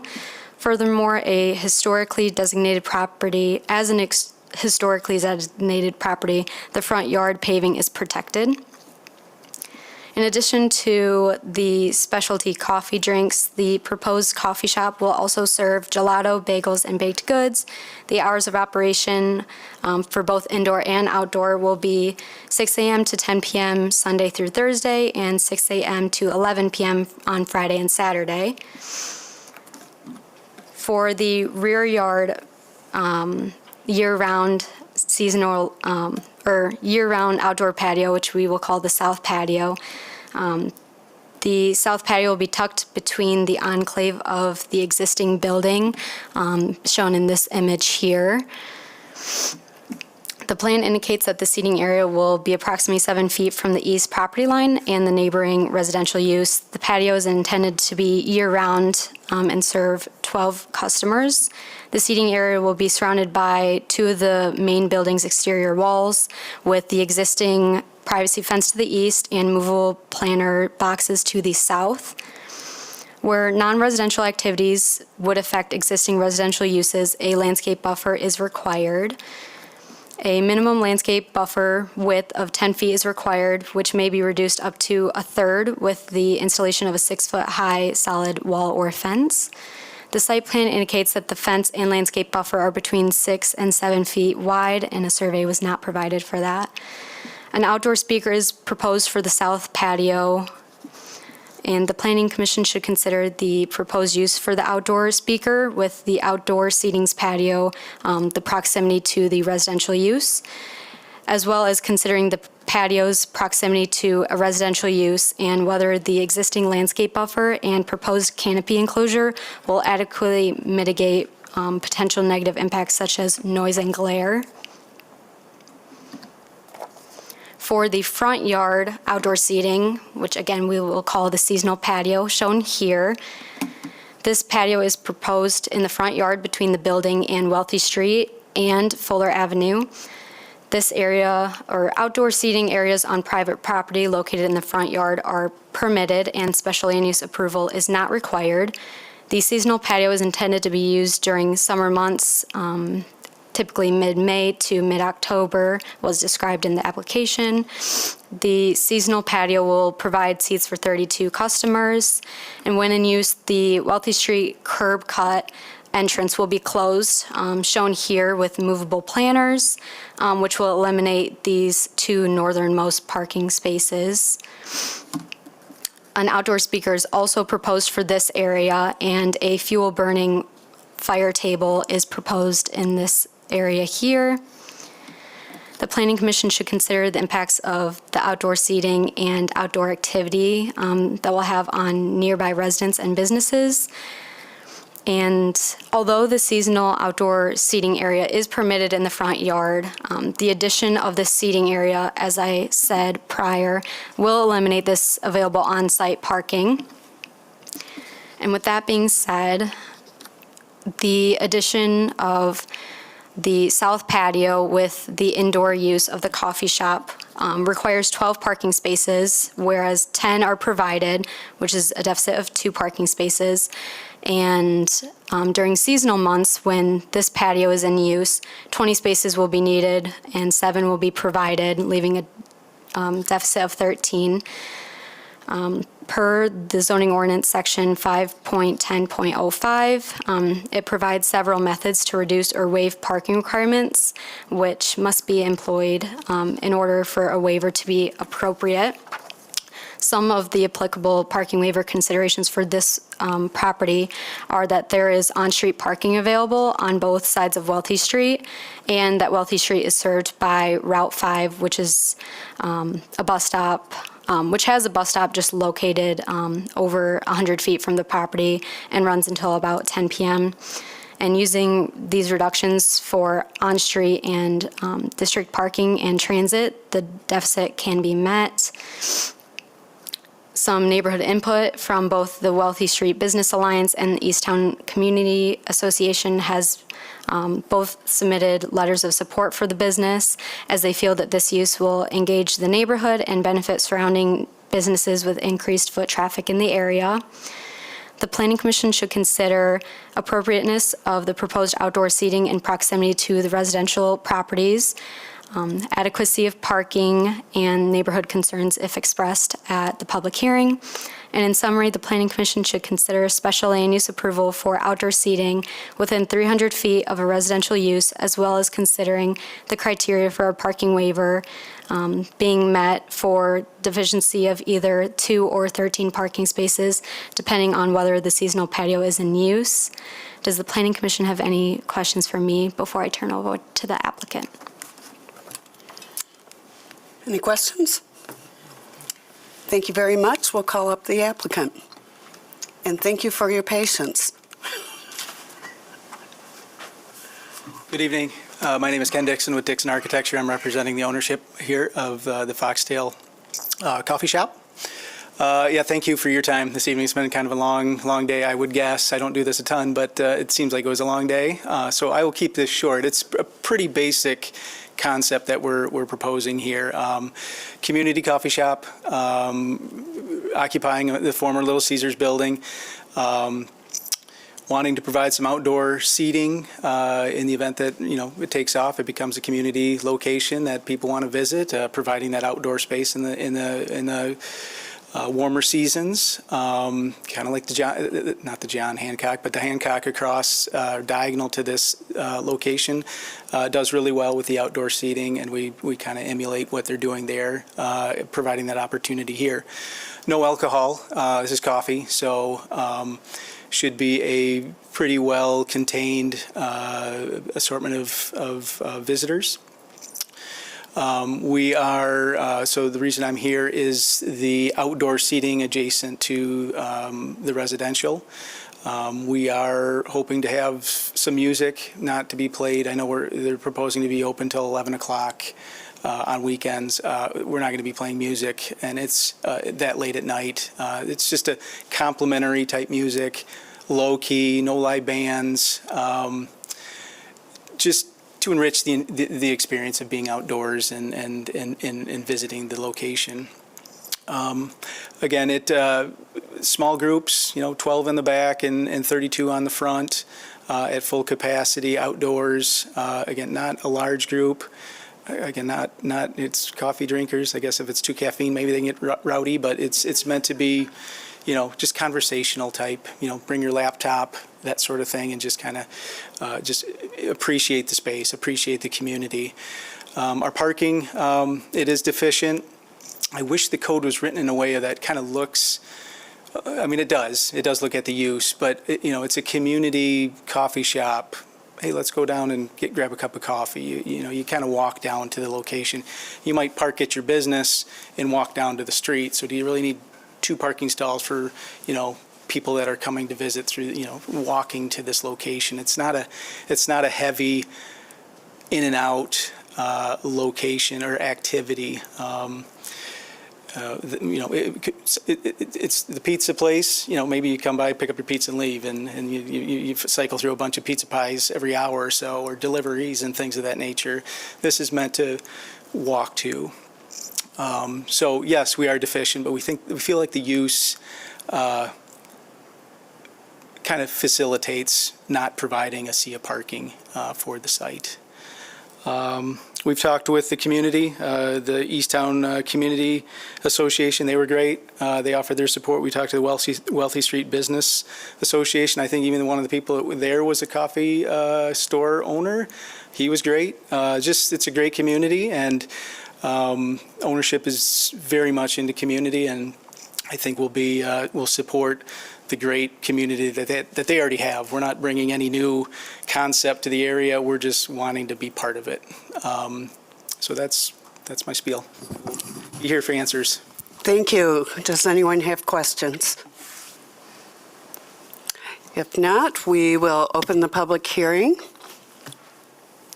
Seeing no one coming forward, we will close the public hearing and open it up for discussion amongst the Planning Commission.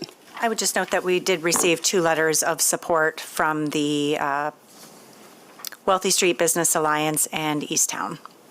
Thank Those are you. included in your packet. Thank you. I'm in support of this application as proposed. My only comment would be I would also be in support of getting rid of the Wealthy Street curb cut, because then you get an additional on-street parking space, and then you just don't have to worry about dealing with the patio space or changing it over different times of the year. Yeah, we can look into that. I think that there is a desire to keep it because of the seasonality of the project, and does provide a little bit it provides more parking in the off-season, and should a future tenant require additional parking and not have a seasonal patio, it just limits that possibility. Yeah, I'm okay with it the way it is. It was just a thought, so I'm I good. had the same thought, though. Thank you. Any other discussion or comments? I'm in favor of this use. Think it's a nice fit. It's a super cool building, and I'm excited to see it get a little facelift. Used to live right behind here, and yeah, I think it'd be great for the neighborhood.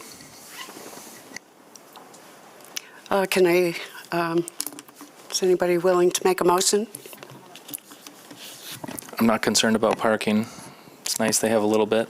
Because of the walkability and. It's a very walkable neighborhood. I think even though they'll be open later, I suspect that their busier times will be earlier, and so it will complement the busy use kitty corner from here at Hancock. So on-street parking, I think, will ebb and flow appropriately, and I think a lot of people will walk or bike to this. Any others? Do you have a motion? I'll make a motion. Thank you. Now therefore be it resolved that the Planning Commission approves the special land use and site plan review request of Michigan Coffee Crew LLC for outdoor seating in association with a new coffee shop at 1200 Wealthy Street Southeast for the following reasons. The proposed use will be consistent with the purpose and intent of the master plan and the zoning ordinance, including the zone district, because the proposed use will support the vitality of the local economy by encouraging investment, diversifying the economic base, and expanding employment opportunities, reinforce a pedestrian and transit-friendly environment in a compact area where retail, jobs, and services are available within easy walking distance for many homes. The use will support the purpose and intent of the TNTBA zone district by providing a pedestrian and transit-friendly environment in a compact area characterized by a mix of uses. The proposed use will meet the site plan review standards of section 5.12.08E because the outdoor seating areas are proposed to be situated to not interfere with efficient pedestrian circulation. The proposed outdoor seating areas have been designed to meet the standards and requirements of the zoning ordinance. Site improvements were previously approved by the Historic Preservation Commission and will meet the standards to fit in the historic neighborhood. The proposed use will be compatible, harmonious, and appropriate with the character and uses of the neighborhood, adjacent properties, and the natural environment because other restaurants with outdoor seating exist in the vicinity along Wealthy Street. Potentially adverse effects arising from the proposed use will be minimized because using reductions for on-street district parking and transit, adequate parking can be met. The outdoor seating areas will be appropriately buffered from nearby low-density residential uses with a privacy fence and landscaping. The proposed use will not be detrimental, hazardous, or disturbing to existing or future uses or to the public welfare by reason of excessive traffic, smoke, odors, glare, or visual clutter, because outdoor seating hours will be limited and consistent with their other outdoor seating uses in the vicinity. No outdoor food preparation is proposed. The existing privacy fence and landscape buffer with a proposed canopy enclosure will adequately mitigate potential negative impacts such as noise and glare. Adequate on-street parking, public transit, and multi-mobility modes of transit are available near the site. The proposed use will not adversely affect the walkability of the neighborhood, impair pedestrian circulation patterns, disrupt the continuity of the urban street wall, or otherwise hinder the creation of a pedestrian-oriented environment, because the proposed changes to the outdoor seating area will contribute to the vitality of the district with increased walkability. The proposed use will not be detrimental to the financial stability or economic welfare of the city, because the use is not anticipated to result in nuisances that require excessive code enforcement actions, given the proposed scale, hours, and location. Be it further resolved that the following conditions shall apply to this approval. Standard condition set A approvals that are on the screen. Number 2, that the outdoor seating areas will close no later than 10 p.m. on Sunday to Thursday and 11 p.m. on Friday and Saturday. That any amplified music shall not be heard above the ambient sound of the surrounding area or at a level disturbing to neighboring residential properties. That the buffer, number 4, that the buffer for the rear south patio outdoor seating area be brought into compliance with the landscape buffer requirements. Do I support? Support. All those in favor say aye. Aye. Aye. Opposed? Same sign. Approved. Thank you. Do we have any other comments from commissioners? Oh, any public comment? Seeing none, I close the public comment period and stand adjourned. Happy holidays. Thank you.